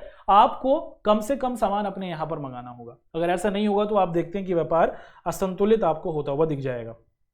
अब पर्यटन एक शब्द है दोस्तों, पर्यटन भी एक बहुत ही महत्वपूर्ण चीज़ है। सर जी घूमना बहुत पसंद है, हम तो नानी के यहाँ जाते हैं सर्दियों में और गर्मियों में जाते हैं नाना के यहाँ नाना नानी तो एक साथ ही रहते हैं दोस्त, ठीक है। तो अगर हम लोग यहाँ पर देखें जो ये पर्यटन है ना, टूर एंड ट्रैवलर है दोस्तों, ट्रैवलिंग जो है ये भी एक बहुत ही महत्वपूर्ण आप देखते हैं कि व्यापार बन गया है, ये भी एक बिजनेस बन गया है। तो साल 2003 से 2010 के आंकड़ों को अगर हम लोग देखें तो मुख्य तौर पर आप लोग देखें भारत में आप देखें कि हमें लगभग 64 करोड़ है ना 64 करोड़ के आसपास विदेशी करेंसी हमें प्राप्त हुई है। भैया बहुत बड़ा नंबर आपको दिखता है। बड़े लेवल पर आप लोग देखते हैं कि लोग दूसरे देशों में घूमने के लिए आते हैं, और जब ये आते हैं, जापान का कोई आदमी आया, जर्मनी का कोई आदमी आया, तो वो डॉलर के अंदर ही मुद्रा को पे करता है या फिर अपने देश की मुद्रा में पे करता है, जिससे हमें फायदा होता है, हमारे लोगों को काम मिलता है। तो पर्यटन से आप देखते हैं कि अगर भारत के एक राज्य के लोग दूसरे राज्य में जाते हैं तो उनको दूसरे इलाकों की संस्कृति सीखने को मिलती है, देश के अंदर लोगों में एकता आती है। लगभग 1.5 लाख के करीब जो हमारे लोग हैं है ना, वो आपको क्या दिख जाता है इस बिजनेस के अंदर लगे हुए हैं पर्यटन के अंदर। जब एक राज्य के लोग दूसरे राज्य में जाते हैं तो उनको एक दूसरे की कला के बारे में, संस्कृति के बारे में पता चलता है, लोगों में एक दूसरे के प्रति प्रेम होता है, एक दूसरे की संस्कृति को सम्मान दिया जाता है। और जब दूसरे देश के लोग आते हैं तो उससे हमें क्या मिलता है, उनकी जो महत्वपूर्ण विदेशी मुद्रा होती है वो हमें मिलती है, हमारे देश के लोगों को रोजगार मिलता है, और उसी के साथ साथ देश के अंदर आधुनिकीकरण होता है। सरकारें अच्छी सड़कों को बनाती हैं, अच्छी मशीनों को लाती हैं, क्योंकि उन देशों में तो अच्छे सामान है। अगर उनको दूसरे देशों के लोग अपने यहाँ पर चाहिए तो अपने यहाँ पर भी अच्छा बदलाव करना होगा। तो पर्यटन की वजह से मॉडर्नाइजेशन होता है, नए सामान आता है, लोगों को काम मिलता है, और जो इंटरनेशनल करेंसी हमें चाहिए होती है वो भी आप देखते हैं कि हमें प्राप्त होती है। और इसी पॉइंट के साथ दोस्तों हम लोग आप सभी के साथ क्या करते हैं, अपना ये जो पूरा चैप्टर हुआ राष्ट्रीय अर्थव्यवस्था की जीवन रेखाएं, उसको कंप्लीट करते हैं। मुबारक हो आपने इस चैप्टर को कंप्लीट किया। तो ये जो चैप्टर था काफ़ी लेंदी रहा, बहुत अच्छे तरीके से हमने उसको समझा। इस चैप्टर से संबंधित अब कोई भी ऐसी चीज़ नहीं है जो अब आप अपने पेपर में आते हुए नहीं देखेंगे, हर चीज़ को हमने कवर कर लिया दोस्तों। तो उम्मीद है कि आपके साथ ये जो हमारा चैप्टर हुआ राष्ट्रीय अर्थव्यवस्था की जीवन रेखाएं, ये काफ़ी फायदेमंद रहा होगा। अब हम लोग क्या करते हैं, हम लोग अपनी आज की इस क्लास को समापन की ओर लेके जाते हैं। आपको कमेंट करके बताना है कि अपनी जो नेक्स्ट क्लास होगी वो आप किस विषय पर कराना चाहेंगे, है ना। एसएसटी का जो हमारा कौन सा भाग है जो आप चाहते हैं कि हम करें। हम इतिहास के चैप्टर्स को कर रहे हैं, ज्योग्राफी का चैप्टर था, इकोनॉमिक्स के हमारे चैप्टर्स हैं, पॉलिटिकल साइंस के हमारे चैप्टर हैं। तो जिस भी आप देखते हैं कि चैप्टर को आप कराना चाहते हो उसका नाम आप लोग कमेंट में लिख दीजिएगा। ज़रूर हमारी इस क्लास को अपने दोस्तों के साथ शेयर कीजिए, अपने साथियों को बताइए कि भैया पीडब्ल्यू परिवार पर, पीडब्ल्यू हिंदी मीडियम पर हमारी टीम मौजूद है और निःशुल्क फ्री में आपको पूरे तौर पर आपका पूरा कोर्स कंप्लीट करा रही है एग्जाम से पहले। तो ज़रूर हमारे साथ जुड़ें, अपने साथियों को ज़रूर हमारी क्लास के बारे में बताएं। चलिए दोस्तों, अब इसी उम्मीद के साथ कि आपको हमारी क्लास आई होगी पसंद, लेते हैं आप लोगों से विदा।